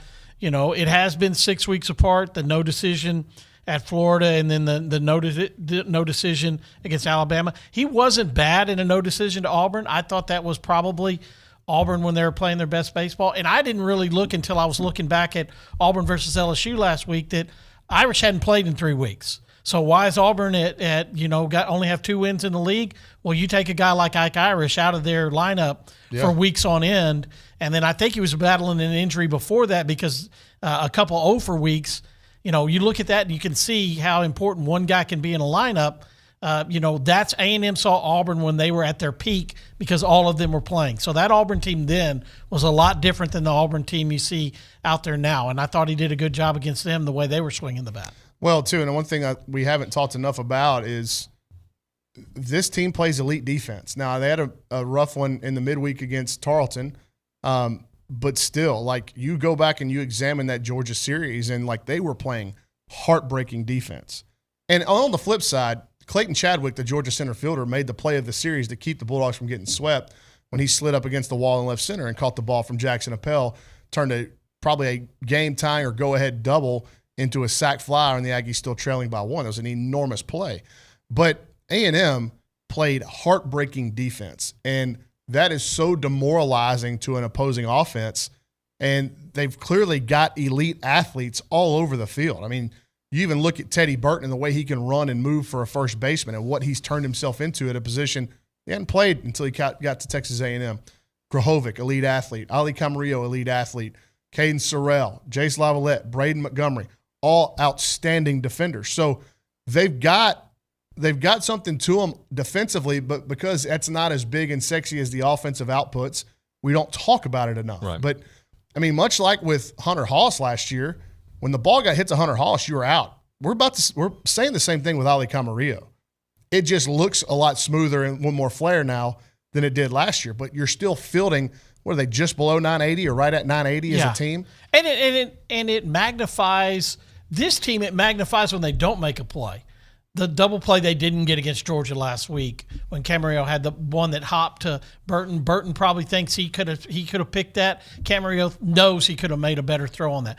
But it highlights it's so abnormal to not see them make the spectacular and the routine play that this team – the numbers are that, but you look at them and say, hey, they're making the tough ones as well as the routine ones. They're getting to balls because of the athleticism. Sometimes when you get to balls – because you're athletic, it hurts your fielding percentage because it's a play you're not going to make. You're trying to do too much on a ball that you just barely get to and can never set your feet. All of that kind of situation can present itself on an athletic team, and we haven't seen that. We've seen the guys make the plays. When the ball gets to the glove, if they pick it up, they're making plays, and that's the third leg in this team. There is no wobble on either offense, pitching, or defense. There's no wobbling anywhere. They're playing at a national championship contender in all three phases. And I thought the base running wobbled early in the season, but it's been much, much better since. They were really good on the base pass on Tuesday night against Tarleton. That was the most I'd seen them overtake another team on the bases all season. And so, yeah, they had some mental errors early in the season. And, Caden Sorrell had a few, Braden Montgomery had a few. But it seems like in the last week or so, 10 days, 20 days, they've kind of ironed that out a little bit, and they've been much better. All right, let's hit a break here. We'll come back with more. It's the Baseball Bunch here on TexAgs Radio, presented by David Gardner's Jewelers.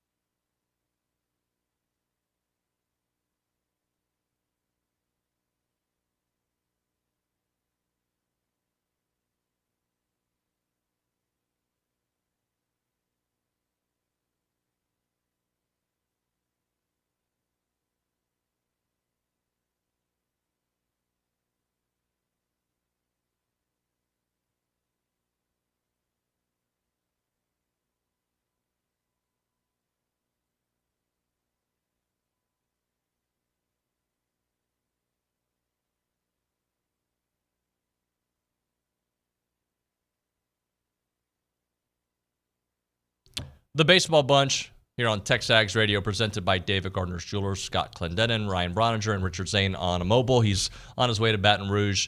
We're going to start off with you here. I want to talk, Bronny, I want to talk Gavin Krahovic and what we might – I know you can't predict what he's going to look like, but just your thoughts on him heading into this weekend.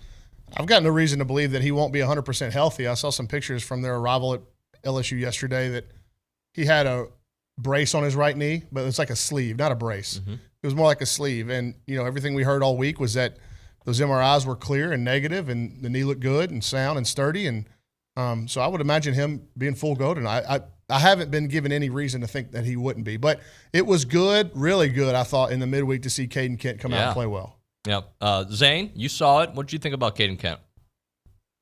I mean, he played well. He had 2 hits, 2 for 3, had that bases clearing double. I mean, I like what Schloss said about him too. Is at some point you got to have that next man up mentality if you're that next position player guy, and it looks like Caden is that guy for A&M right now because God forbid somebody else go down. The A&M fortunately has not been bit by the injury bug. They haven't faced too much adversity when it comes to health so far through 35 games or through 45 games.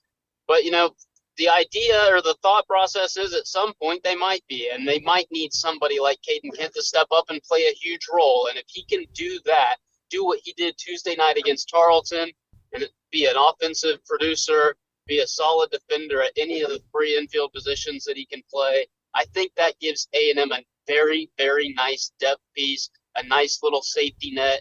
Because I think, Scott, if I'm wrong, he didn't have a start for almost a month before he started on Tuesday night, and he hadn't had an at-bat in 2 weeks since he played against Air Force late in that run. So to have him come out and play like he hadn't missed any time, like he hadn't been riding the pine for the last month or so, was very, very nice to see from Caden Kent.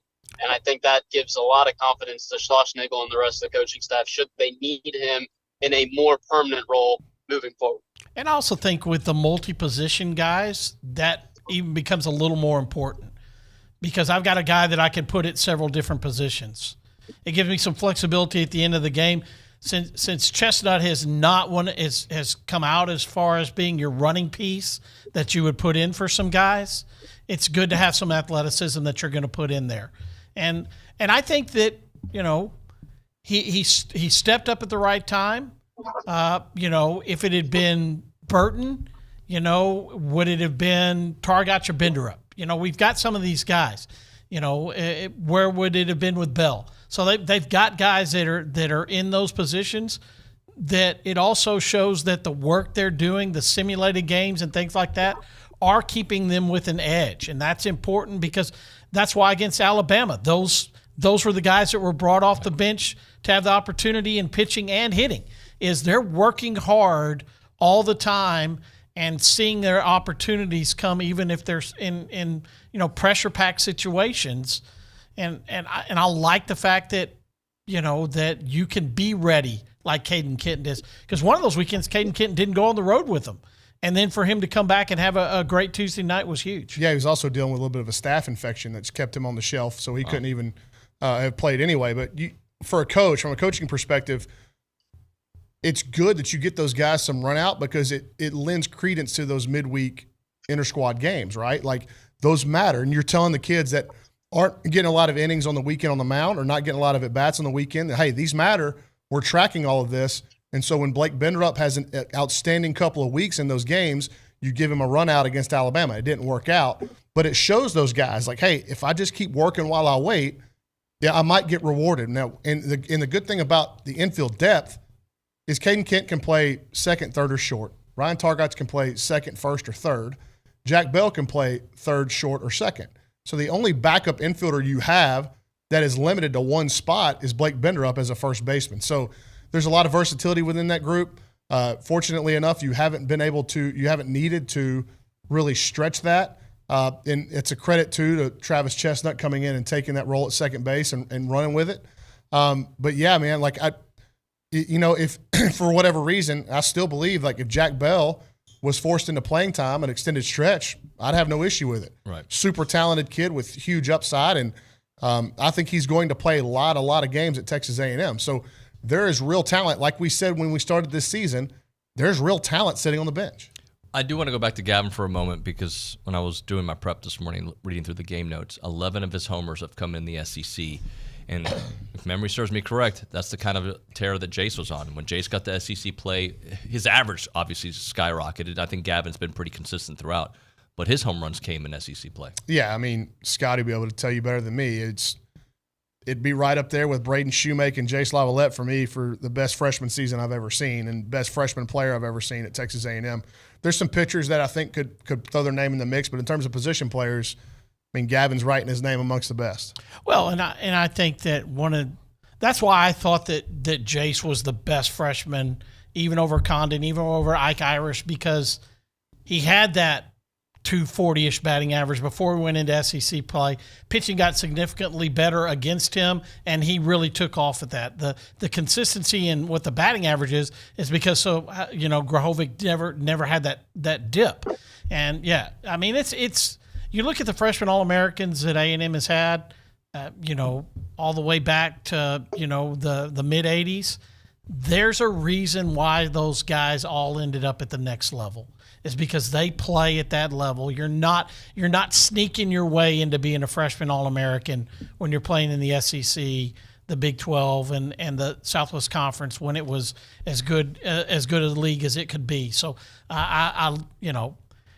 he is above what the expectation level that I had with him when he walked on campus, because he went to a position that he wasn't really familiar with. He could have been in the outfield and done the exact same thing, and I would have said, yeah, that's fine, because that's where he had previous experience. But to do it at the hot corner like he has and help solidify the infield when you're looking for the replacement for Trevor Werner, he has done that and more, and that's just a credit to him and his ability to be coached and to take coaching and excel. I have a question for Scott and Richard and even you, David. Where is Jace Lavalette right now? If he hits no more homers in his Texas A&M career, where is he on the all-time power hitter list in Aggie baseball history? Because I know he's fourth in all-time homers, but I think he's second. In my opinion, he's the second best power hitter right now of all time in Aggie baseball history. It's got to be, right? Well, Byington and Taylor, okay? People forget that Terry Taylor hit more home runs than John Byington in 2 of his 3 years they played together. He's kind of like the forgotten guy. He went double figures all 3 years, but he was consistent. It was 17 twice, and I think it was 13 the other year. So it was a consistent level, and you didn't have the home runs like you're having in college baseball right now. Okay, so you talk about that list.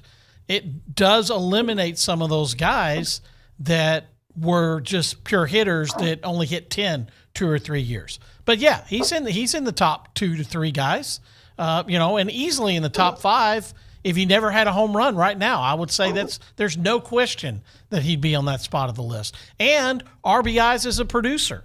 I mean, then you're talking about Scott too, you're talking about Scott Livingston, Byington, Taylor, Holt. Corey Patton had 2 great years here. Those guys don't just fall off the truck. That's why they're special, and they leave for special offensive seasons. You realize Jace could have a bad year next year and break the all-time home run record? Yeah, but because that's what Dalen Holt was in a position where he lost all the protection around him. He was trying so hard in the 2000 season to put the team on his shoulders and do that. That's not going to happen with the team next year. That's why this run is sustainable, is because you're not going to have a class where 12 guys sign like happened here in 1990 and 2000. And in 1994, you're not having that anymore, because now you have the portal, and now you have high school kids that you used to not get to come to school. Richard, they're going through this list, and I'm thinking to myself, a couple names that we're not saying because of their short time here, but some of the transfers we've seen in the Schloss era, Dylan Rock and Braden Montgomery, who are going to be remembered in that same kind of vein, just for shorter time. Yeah, I mean, they're going to, Braden Montgomery's going to find his way onto the top 10 single-season home run list at A&M. He might already be there, Scott. I don't have those numbers in front of me. I'm sure you do. Braden Montgomery is – for my money, the best player I've ever seen at Texas A&M. And I think he's going to be the highest drafted position player at Texas A&M when July rolls around. He's been fantastic. Dylan Rock, I don't think you could have expected the year he had, but good Lord, what a year it was. And he had some big-time swings to help the Aggies down the stretch, and then in the tournament and beyond to get them to Omaha. Dylan Rock is an Aggie legend, even though he only played 60-some-odd games in Maroon and White, and he's always going to be an Aggie legend. Same with Braden Montgomery. When you talk about Jace Lavalette, if Scott says he's already in the top 3 power hitters of all time at Texas A&M, by the time it's all said and done, by the time the dust settles on the 2025 Texas A&M baseball season, Jace Lavalette is going to be squarely in the top 2 power hitters of all time, and he will not be number 2. All right. We'll hit a break here. We'll come back with more. You're listening to TexAgs Radio, presented by David Gardner's Jewelers here in the Rollo Insurance Studio.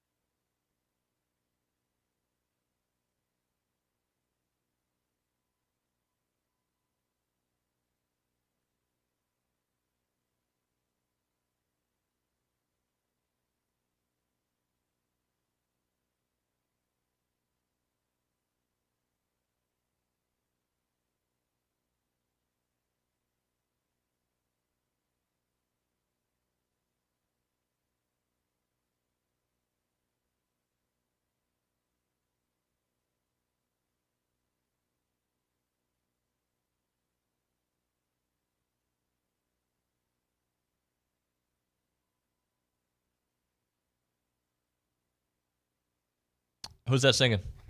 Bad Bunny? No, who's the other one? Is it this guy that sings Te Bote? No, I bet you. Bad Bunny. Bad Bunny's one of the guys, but the other one. Oh, okay. Julio Iglesias. No, you're missing it by a mile. He's on one. Whoever's singing it. DJ Khaled. It's Drake. It's Drake. Oh. Drake in Spanish. Oh. TexAgs Radio, presented by David Gardner's Jewelers, Rollo Insurance DJ Studio. Khaled.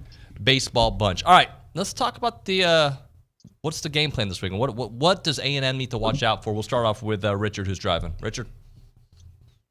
First off, I knew that was Drake. I know you did. The other two, embarrassing. What does A&M need to watch out for? A team that's extremely hungry in LSU. I think we touched on it early. They're playing for their postseason lives. I don't think that this is a team that's in danger of missing Hoover, considering what Auburn's record is right now in the league and what Missouri's doing in the East. I think they're squarely going to make it to Hoover, so they've always got the chance to run the table at the SEC tournament to get to the NCAA field of 64. Obviously, Jay Johnson and co. don't want to do that. They'd rather wrap up at-large bid sooner rather than later. So LSU's definitely the team that's got more to play for, but that doesn't limit what A&M's playing for. They're still playing for a top 4 national seed and potentially the top overall seed. So watch out for a hungry team that would love nothing more than to take 2 of 3 from you in their place. So I'm excited to see just how hostile the box can get. I've heard a lot about it, so seeing it for the first time in person this weekend will be pretty enjoyable, but I hope it's even more enjoyable because the Maroon and White are taking the series. Yeah, when this season started, I had questions about LSU just from their overall athletic profile to be an elite team in college baseball. When you take Dylan Cruz and Paul Skeens and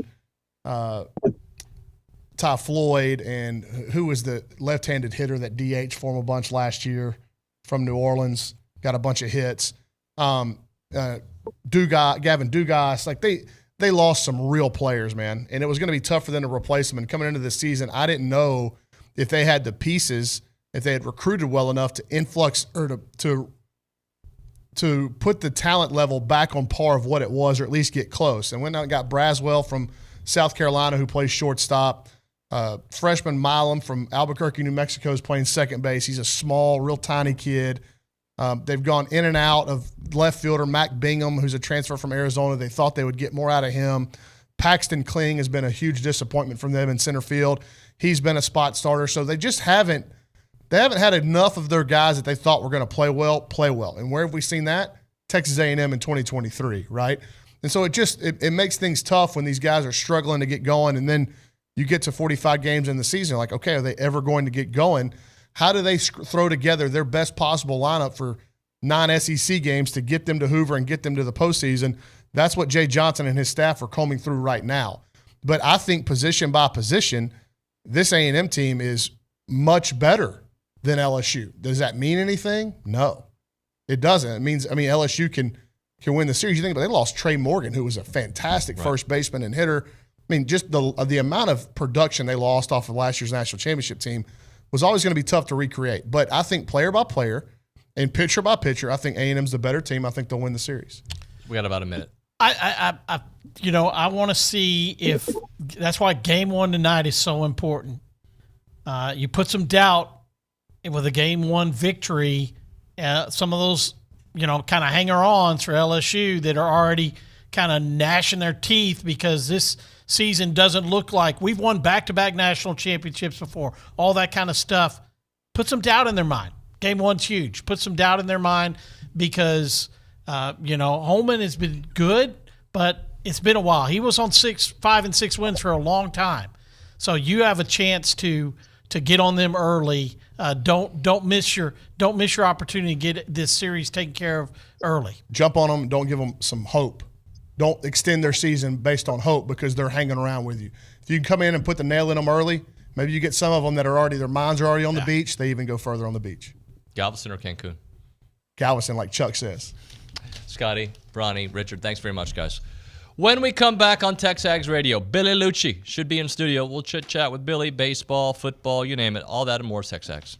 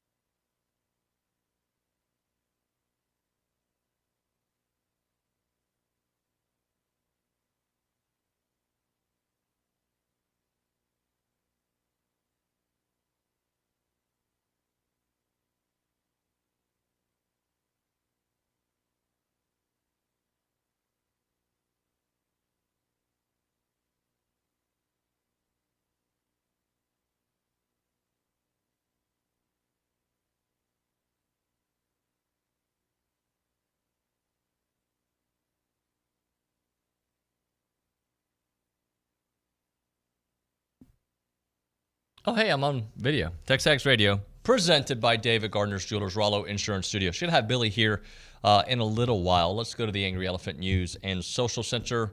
Caitlin Torn is there. Softball this weekend, women's golf, women's tennis. We got a lot of stuff to talk about. Yes, we do have lots going on. Aggie softball is set for a top 10 matchup at number 9 Florida tonight at 6 p.m. The Aggies are 15-6 through SEC play and hold a consensus top 10 spot for the first time in this season, ranking number 4 in Softball America, number 8 in the NCFA and ESPN polls, and number 10 in D1 softball rankings. The last time that the Aggies were ranked this high by the NFCA and ESPN was March 20th, 2018.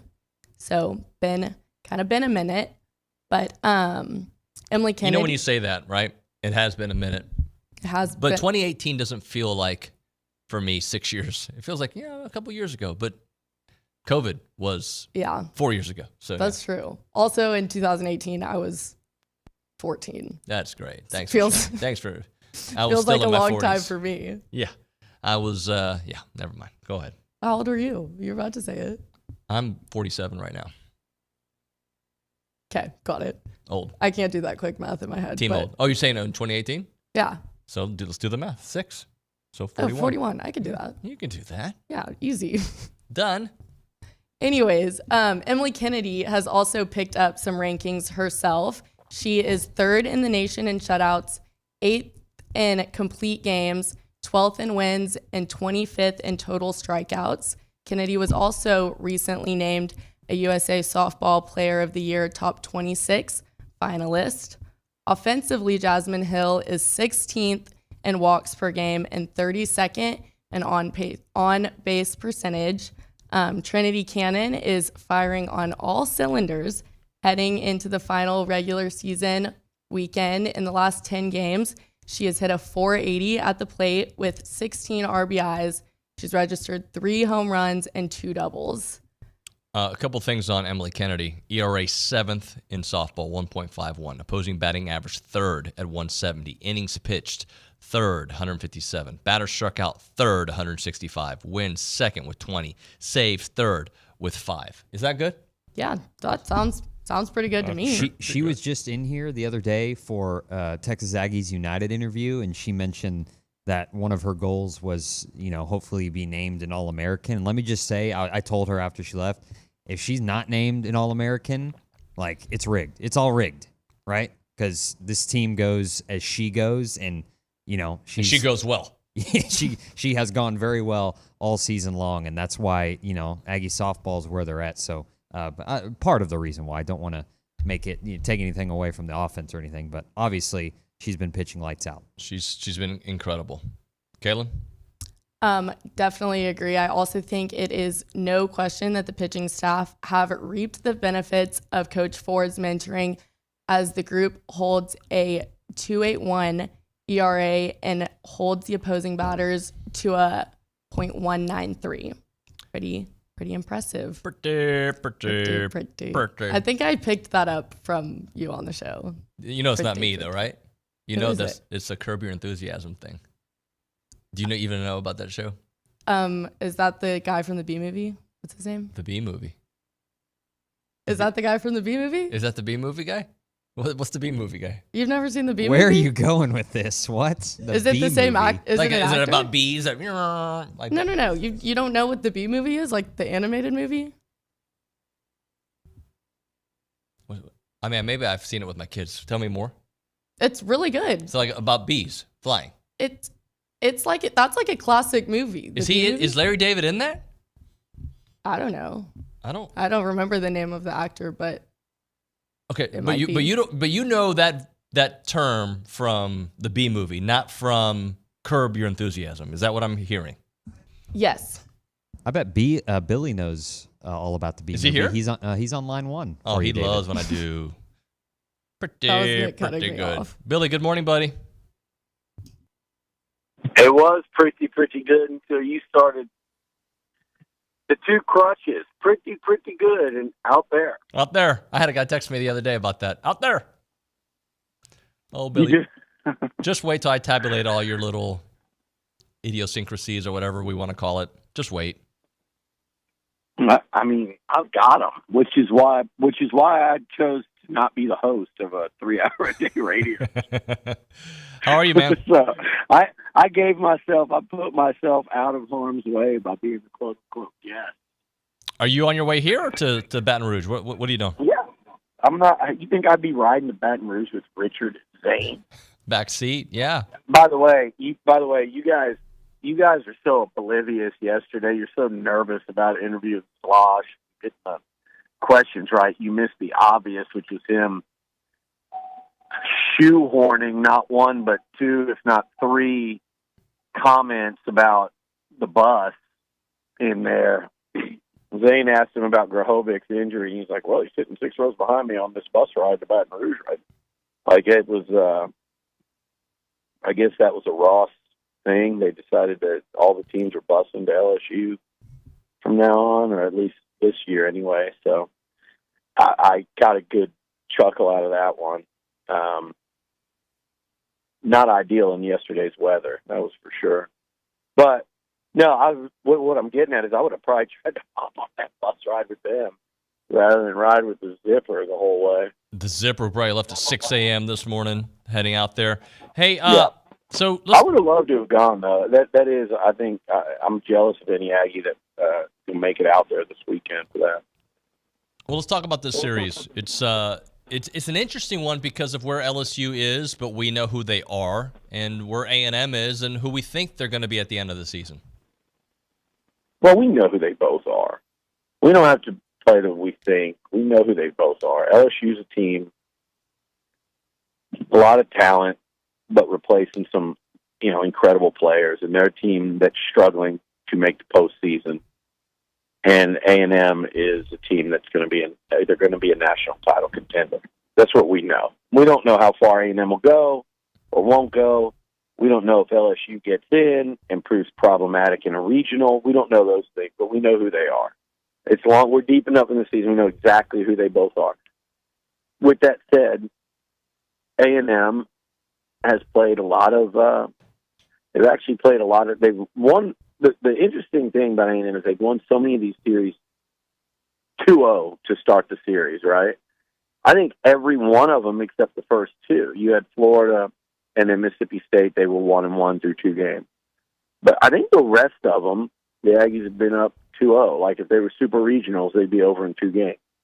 But a lot of those 2-0s have included really close games that have kind of pivoted on an inning or a couple outs or a comeback or whatever, and then they've lost a close third game in a lot of these instances. A couple times they've swept. A&M is I think they're one of the 3 best teams in the SEC. I think they're better than Kentucky. I know Kentucky's a game up in the standings. I think it's A&M, Tennessee, and Arkansas are the 3 best teams in this league. And LSU is a shadow of what they were last year. But they're good enough in Baton Rouge to win a series against anyone in the conference. A&M, Tennessee, Arkansas. I don't know how their series with Arkansas went. I know when they played Tennessee, that was a really competitive series. I watched a little bit of that one. So the Aggies going to have to go out and play well on the gun lately. But Brawny said a hungry dog runs faster. One of these, forced coaching cliches. My question to him would be, well, why are they a hungry dog? Why are they a hungry dog? Because they don't know how to hunt. They're not a good enough dog, so now they're hungry. So yeah, they might run faster, but there's a reason that they're hungry right now. It's because they haven't been as good a baseball team as A&M. So, I mean, the goal here is obviously to go out there and win another road series. You go get 2 out of 3. You not only do some serious damage to LSU's postseason hopes, and that is a big-time rivalry. And, for Slosh, that's a big rivalry. For this coaching staff, let's not forget, Nate Yeski's over there. He voluntarily left A&M to go coach at LSU along with a couple of staffer, so you know that that's personal there. And they're a rival. I mean, this has been a nice rivalry already since Slosh has been here, and A&M, LSU, really since A&M joined the SEC. I feel like it's more of a rivalry in baseball than even football, just from the standpoint of the Aggies have been far more competitive near the top since joining the SEC than football. You know, the last 6 years, if there's one thing that Jimbo did, he certainly made the LSU series. It's been an equal footing rivalry in the head-to-head. They've been 3-3. I'd give LSU this slight nod because of the destruction that was the Joe Burrow 2019 team, 50-7. But I mean, the home teams won the last 6. Prior to that, it was all LSU. Probably 9 or 10 of the 12 years that A&M's been in the SEC, LSU's been better than A&M in football. In this baseball series, I think this has been much more of a rivalry. You've had better A&M teams. You've had what has it been? I guess a couple of Omaha teams. They've made noise in the SEC tournament. Sometimes Slosh and company won the West a couple of years ago. This is more of a rivalry. The Aggie baseball program has historically been more successful than the football program. And, you know, you go back to, you know, the LSU, A&M, and obviously in '89 as we continue to talk about this A&M team. So this is a real rivalry. You're going to play it, as Bronny pointed out, in front of a pretty raucous fan base, I would think, this weekend as they're clinging to their postseason life. And A&M's coming in with that number 1 on them. And LSU baseball fans are a great, loyal, dedicated bunch, and they know, hey, even if they were out of it, the number 1 team coming in, that's a reason to tailgate and drink and party on the weekend at the box, and that's what they plan to do. And it's up to Slosh and the Aggies to send them home from that party early. Billy, the cool thing about this team, and there's a lot of great things about it, so I don't need to just narrow it down to 1 or 2 things, but the fact that they can beat you different ways with different people, it's not just the different ways. It's like if Braden Montgomery goes 0 for 5 one day, that's all right. You know, you can have Caden Kent step up, or you can have Caden Sorrell step up. There's so many different dudes. Jackson Appel goes quiet for a little bit. He'll get hot. Teddy Burton right now is on this hot streak. Like, it's not just dependent on the top 3. No, not at all. And putting Sorrell in there and having him down towards the bottom of the order, but then what about what Camarillo and what Chestnut are doing? I mean, is Chestnut going to sneak up on you and hit a bomb or ollie, or are they going to? Is Chestnut going to drop a bunt and be on second 3 pitches later? Is Camarillo? He's hitting what, like 320? I mean, what Ollie, Chestnut, and Sorrell are doing in that bottom 3. That is a nightmare. This is a nightmare lineup for anyone. And like you said, yeah, that top of the order is murderer's row, 1, 2, 3. But look at Appel's numbers at 4. Look at Schott's numbers. Look at Burton, what he's been doing lately on, like you said, on an absolute heater. And Burton's got a career of quality hitting. So it's not like to go, well, he's getting hot right now. No, this he was one of the best bats in Michigan baseball history while he was there. So he's just rounding into form is what I think. So I think he's going to hit, 4 or 5 homers every week. No, but I do think he's hit his stride, and I don't see any reason why he can't continue that through the remainder of the season. That's actually the type of hitter he is. That's who they got in the portal. So this lineup's incredible. The pitching staff, I wrestle with that because I see the runs piling up lately, and I see everybody getting nervous, but I'm also like, damn, Georgia can score. And by the way, if you look at the pitching on that weekend against Georgia, they got shelled 1 inning, and I guess they didn't play 27 innings. They played 25. In 24 of those innings, how many runs did they give up? They gave up 9 in the one inning and none in the other 6. That game on Sunday was 2-0 deep into the game, and then that big inning. They finished with 5. How many did they score Friday night? 2. So 7 runs in the other 20. They scored 9 in one inning and 7 runs in the other 24 innings. Right? That's accurate. 7 runs in 24 innings. So pitching, I don't care how many runs they give up to U of H or Tarleton or UTSA on these midweeks. I care about weekends and Georgia lineup. They really got it done, with the exception of one inning. And you look at their bullpen, and everybody's going, "Oh man, who's the third starter going to be? What's this?" But I'm like, yeah, I wish they had just a hammer 1-2, like Stripling and Waka. And you go, okay, that's masterful for a super regional. And to get to 2-0 in Omaha, well, guess what? They didn't. And that's tough sometimes. But now you've got Oshingbeck, you've got a surging Cortez, you've got, any number of guys that come out of that bullpen, whether it's Rudis like he did Tuesday night. You just don't know who it's going to be. And Slosh has proven, Caden Wilson looked good the other night. He's just going to figure it out. And if he has to leave a guy in for an at-bat, or if a guy goes down 3-0 on his first batter, he might come out and get him. They're going to figure out, he and Max Wiener, who's got it that day.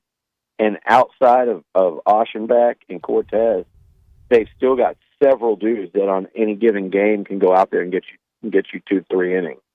And so I actually like the bullpen. I just think you don't really know where it's coming from outside of those two on a given game. But And then even at the starter, he's going to go Lampkin this weekend, or Sadeo.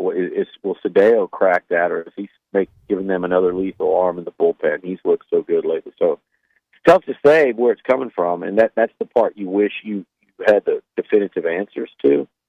But this pitching staff is good.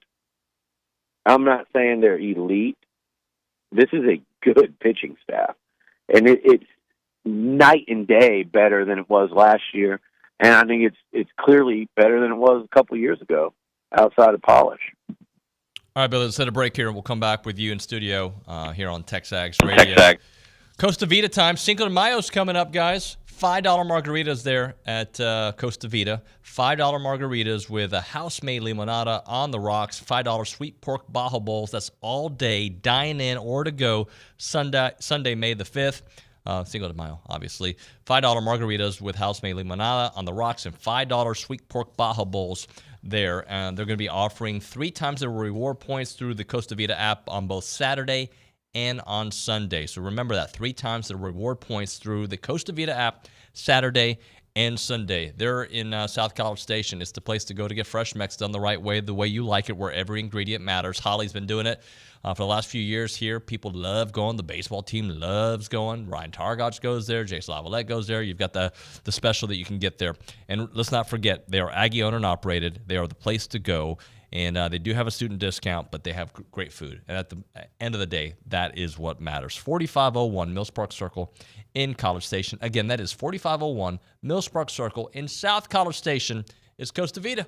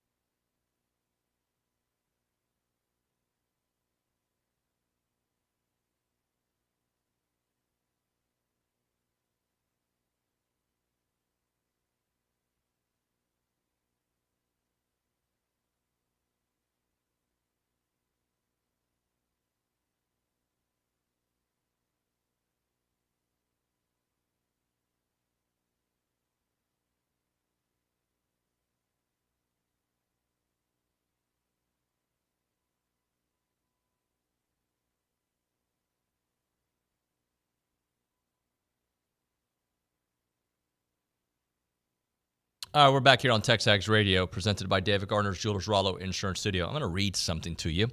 The NBA Hustle Award honors players who make effort plays that don't often appear in the traditional box score, but impact winning on a nightly basis. And a former all-defensive first-teamer in the top 10 of a number of those hustle stats and rankings was named the NBA Hustle Award winner. Do you know who that was? Billy Liucci. You should know. He's an Aggie. And he lives up to his name. Alexander Caruso. Why does he live up to that name? Alexander the Great? What do you? No, I'm just saying when you watch him play, he doesn't live up to the name. When you watch him on the court, he lives up to the name award. of the award name. Yeah, AC. I did see that. That's awesome, and he's gotten a lot of much deserved recognition over the last couple of seasons. He really did during that run with the Lakers when they won it, but he's really thriving in Chicago professionally. I think personally, I think it's been a great fit for him. I couldn't be happy. I mean, there's very few people that you see work as hard, and he's combined the hard work and the talent. And that's when you can do that. You see so many people fall short of that, or you see to different levels, because Mike Evans is going to be a Hall of Famer in his sport. Right. Mike is gifted talent, like on a whole nother level of talent there, in terms of just that size and that feel for. But I mean, Mike came from being a complete unknown and had to work his way to even earn a chance to play at Texas A&M, and just kept working at it. But those two guys, for as hard as they work, they have maximized their talent. Mike's is Hall of Fame. Caruso, it might be an all-star level one day. Well, when they start appreciating that defense and how he, by the way, he's also good on offense. He does a lot for everyone, but defensively he's insanely good. And then there's the hustle and what he means to a locker room. So, I mean, when I point out Mike and AC, it's just two guys that have come from A&M that have gotten the absolute most out of their pretty spectacular God-given gifts. And I'd put Middleton in there as well, just as we talked about them and their season ended last night. Follow me on this comparison, but oftentimes hustle players are fan favorites, but nobody really sees them as like NBA team-changing guys at the college level, right? You look at Anderson Garcia. I hope he plays in the NBA, but he's that same mold where he just makes everybody better, and we who get a front row view to what we see can see it. Sometimes it doesn't translate. For Alex, it has translated at the next level. In fact, he's enhanced his game. Yeah, no, he's gotten better, no doubt, since he's been in the NBA against tougher opposition. No question about it. So, also, your buddy Johnny Manziel, he's going to get a show on Netflix. Did you see this? Uh-oh. Sometimes I ought to tell people like Johnny and them, sometimes I forget the appetite people have for little pieces of news and things like that. Yeah, I've known about that for about 6 weeks or months or whatever it's been. It's not the only thing he's got going in terms of television. But this is, I guess they started filming this weekend or this week. They've been here for a few days. I think we went to dinner 2 nights ago. Shout out Wade and company over at Republic, and they were filming that whole day. Filmed yesterday, I think again today, and I guess if for lack of a better word, it's by the same people that did Jersey Shore. Okay, obviously they've had a ton of success, and it's going to be basically kind of a life in the. Is it for people who work at the bar? Is that what a it is? Football season in the life of what it's like to be working for, running, bartending at whatever in a college bar, and they're going to have kind of a singular house where a bunch of them live. So it sounds interesting. You never know with those shows, but I think they've got the right people on it that know how to create a successful show, and also you attach Johnny's name to it, and there's the whole college bar thing. I mean, the audience that you're about to tap into, just because of the college bar life and the nightlife of 18 to 22-year-olds having the most fun, epic time of their lives, and then you combine that with, with Johnny's name, I think it has a chance to be pretty damn interesting. But we'll see. It is Johnny's name. I think it's not just for Aggies. Like people, like they gravitate to news when you put them on a headline. It's not only clickbait. It's just people are interested. He still moves the needle, and I've always told people this because there's a lot of people that, they look at his lifestyle and think, well, he shouldn't be doing that. Well, I'm like, oh, first of all, he's 30. They look at your life and say, why is this guy doing this? They look at me, why is he doing this? Why is this guy not married? People just worry so much about other people. In the case of Johnny, so what I've heard a lot of times over the years is like, nobody cares about him anymore. And I go, A, you do because you just brought him up to me. Right. You're asking me about him, and B, that's just not true. I mean, you can wish it was true, but it's not in terms of how much he moves the needle just on whether it be social media, whether it be TMZ, whether it be, sports headlines, everyone wanting him on the podcast. I mean, have you not seen lately, in the last... He's everywhere.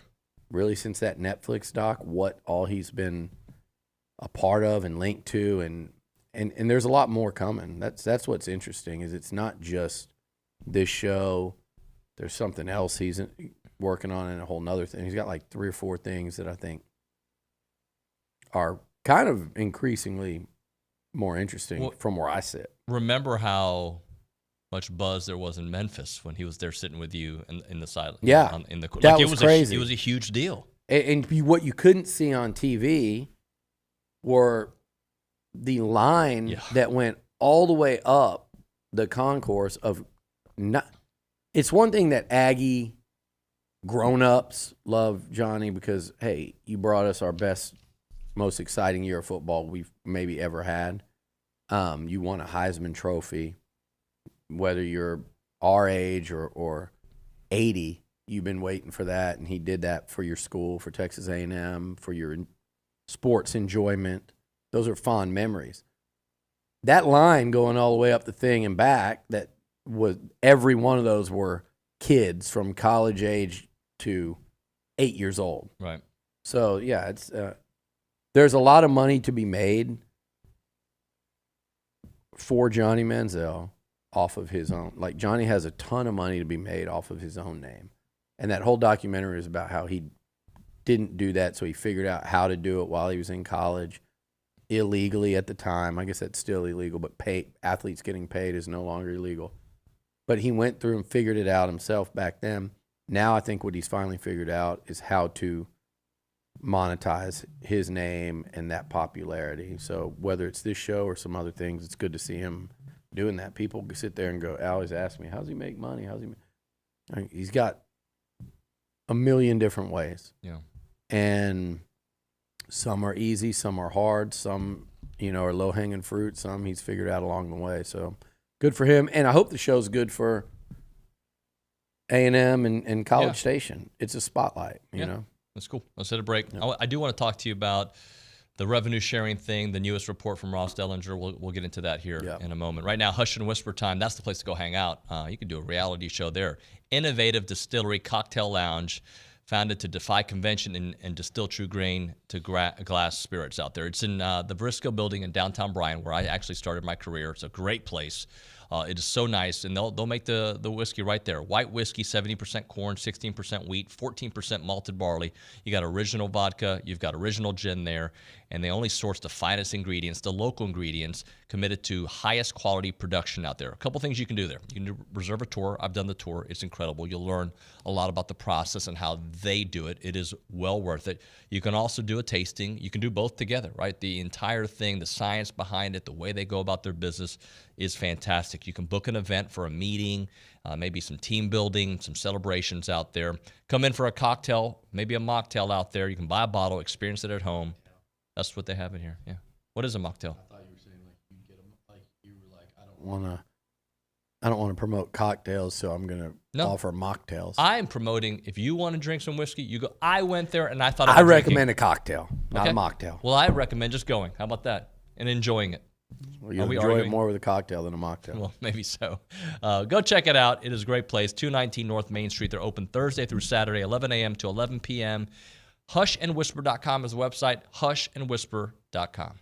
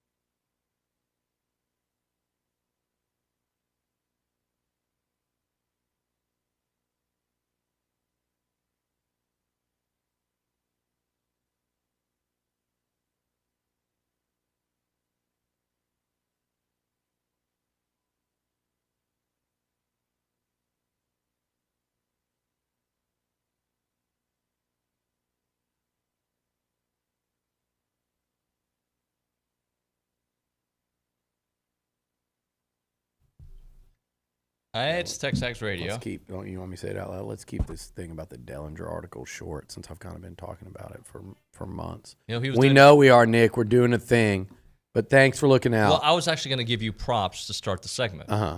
You've been telling us this is coming since Trev was hired, and maybe even alluded to it way before. before that. Yeah, and there are people that now will say, well, we've all been. No, you hadn't said crap. Now you're saying it. Dellinger's been saying it from day one. Dellinger's the best in the business when it comes to covering these things. Outside of him, there hasn't been enough talk of this. And it's been talked about within athletics, not just at A&M, but around the SEC and around the country for a long time. And it's coming. And I heard y'all talking the other day, and somebody said like 2 to 3 years. No, it's coming in like a year, the next 18 months, yep, if not a year, where – and that's been the push, I think, of any smart institution, collective, any of that. All these donors that you know, let's say OU just won out for a recruit. Somebody was saying that they, I've been hearing that A&M offered this guy a ton of money. They didn't. The number was so far north of anything any A&M defensive lineman does that they wouldn't have done that to go get him. So they were tapped out of that one super early. But there was allegedly a massive bidding war between OU, Texas, LSU, Missouri. He ended up at OU. You cannot sustain that with your donors. If OU comes into the league and goes 8-4 in year one, which might actually be pretty good for them. Yeah. They might go 7-5. How do you keep selling these people to give tens and hundreds of thousands and in some instances multiple millions of dollars to the collective without the on-field return on that investment? Let Sark and Texas go 8-4 this year when everybody thinks they're going to go undefeated, 11-1. Let that happen 1 year. You watch how quickly they forget about the playoff. And they go, well, God, with all this talent, well, they lost 11 draft picks. They're not going to forgive him for that. It's going to be harder to go out and get money the next year if they do that. Look at Alabama and all their goodwill. Let DeBoer go out and go 9-3 this year. See how unexcited. So Auburn's gone all in with Freeze and these receivers and all that. What'd they go last year? They didn't reach a bowl game. Let them not get to a bowl this year. See how long they. So the smart collectives and the smart departments and universities will say to those same donors, I've been saying this all along, this is a sprint. It's not a marathon. And yes, NIL will go on, but it's going to change dramatically once what I've been saying is going to happen happens, which is going to happen. The SEC and the Big Ten, they're going to have their own set of rules, and it's going to be a revenue share. And there's going to be, like Trev said at his presser, it's going to be a $15, $20+ million expense item overnight that hits all these athletic departments, and they're going to be involved in revenue sharing with the athletes. And I don't know exactly how that's going to look, like which sports end up getting cut, what percentage of the money goes to which sport, and how all that's going to work in terms of how it's divvied up. But I just know that the Big Ten and the SEC are going to go into a revenue sharing plan sooner than later. And it's not 3 years from now. It's not 4 or 5 years from now. It's in the next 12 to 18 months. Yeah. We're going to see that. So I haven't seen it written. Do you have any thoughts or insight of how this will affect the portal, what this looks like? Because are athletes going to basically sign contracts with schools that are 1 year, 2 year kind of commitment kind of thing? I don't know where that's going yet. That I don't know. Yeah. But I think that is something that if you do want to get rid of the Wild Wild West, which is what they are right now, there has to be some kind of limit there. You would think. I've learned not to give them the benefit of the doubt. But, yeah, if the SEC and the Big Ten start to kind of forge ahead with their own set of rules and bylines, if they press further down that road, then, yeah, you could maybe do that. But then what kind of competitive disadvantage does that put you in? Or do they not care? Because they say there's no competition when it's us and you. Would they still have the ability to play teams that are not in the SEC? Yeah. But it's so I mean, now, listen, you're going I'll sit here and, go on and on about what I do know, and you're going into realms where now I don't want to just speculate, say things that I don't know are true. But, yeah, I would absolutely assume they would. It was not going to be where they're exclusively competing against each other. And some of these other leagues are likely to adopt the same stuff. But I think it's more of like if the SEC and the Big Ten are saying, hey, we're doing this, it wouldn't shock me to see other conferences go along with it.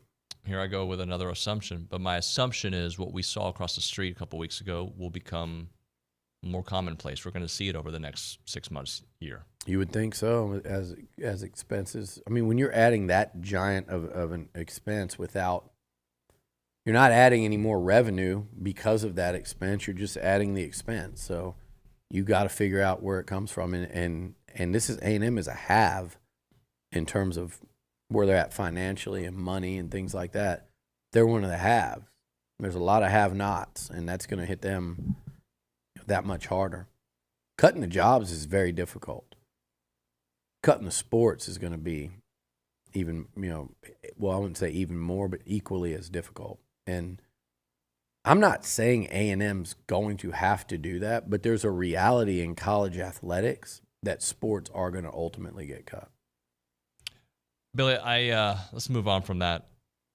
I know there isn't anything to report when it comes to the portal and wide receivers and whatnot, but I think we can say that they're absolutely investigating and looking what's out there. Yeah, and I'll bet you'll end up seeing them bring in the North Dakota State wide receiver. That's not set yet, but I could see that. Now you're to a point where you need even another guy or so for depth, like that can play. And then also, yeah, if you want to upgrade what's on the field, and it's not even – let me explain this. You can upgrade what's on the field by adding another guy that makes Moose Muhammad play and practice harder, that makes Noah Thomas play and practice harder, or stay, not stay healthy, but practice, a little banged up. Man, I got to plow through it. I got to, you can do the same thing and push Ja'Day Walker to say, man, I finished my season strong. I don't want to get pushed out by this new guy. All three of those guys could very well be your starters, but they got pushed by whether it be a new guy or a Cyrus Allen or an Isaiah Williams. And by the way, like Cyrus Allen's really going to push to start. Yeah. I think your three starters are still probably out of those four I mentioned. But and all four of those guys are going to play a lot. I think Williams would be, as a freshman, the wild card. I'll be interested to see how he performs. A healthy August for him.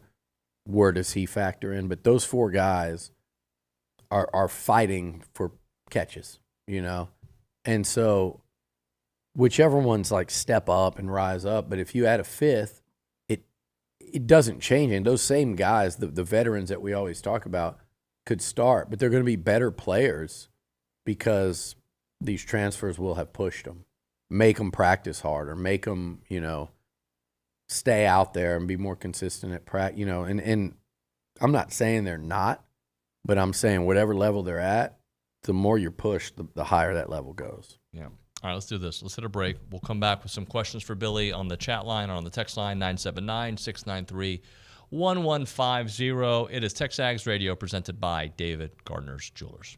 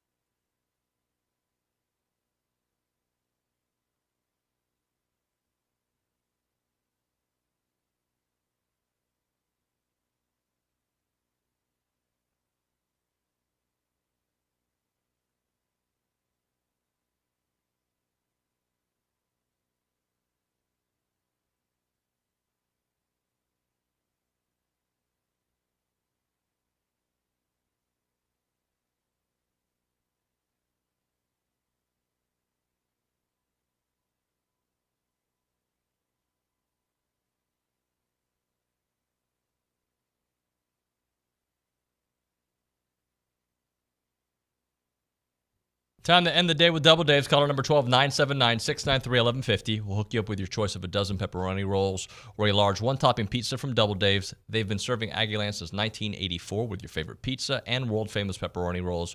Reliable in-house delivery, bringing piping hot goodness straight to your door. Just click on doubledaves.com, and your favorites are on their way. I do want to finish up with some baseball. We've got some questions for you to ask, Billy, but just quickly, since every once in a while we do talk about the combat sports, did you see Ryan Garcia? Looks like he tested positive for a PED, and then Connor wants to fight him now. Connor's like all about him. I would have to say Connor was on probably under some sort of influence when I read that tweet. When that tweet, is what I thought, and he isn't Connor like way beyond these guys' weight class, like O'Malley and I think he just wants to fight him on the streets. I mean. Connor probably doesn't want to fight too many people in combat sports these days. His heavy-footed ass, because I've been watching him, those training videos. Yeah. He looks nothing like he used to. Well, I think he did PEDs himself. No question on that front. Now, I guess he could say, well, I wasn't fighting on him. Right. I just assume everyone in sports knows how to cheat. Like sports where size and strength and everything truly matter. Like, I just assume everyone in Major League Baseball knows exactly the line they can go to and get away with cheating. I just assume that in college baseball. NFL knows exactly, okay, well, you can't take this list of supplements, but then they find the ones that aren't on that list before they end up making it on that list because they've got great people. Like, what are we doing here? Yeah. And you don't think, in boxing, that's the most slimy, at the very top, some of the most scummy people in the sports world. It's been that way since long before you and I were watching it. You probably in the 90s, me in the 80s as a kid. Like, that sport is just absolute scumbaggery across the board. At least, like, in the UFC, and Dana White drug tests the hell out of those guys. Yeah. And they won't fight, and they will fail. But yeah, I mean, have you followed Ryan Garcia lately? He's just a train Have you wreck, followed? Do you? Who's he? Oscar De La Hoya? That's who he's rolling The with now. rat hole that guy's climbed out of late. I mean, like Canelo went after him yesterday. Yeah, and let's not act like Canelo's some kind of saint either. All these guys, it's a fun sport to watch.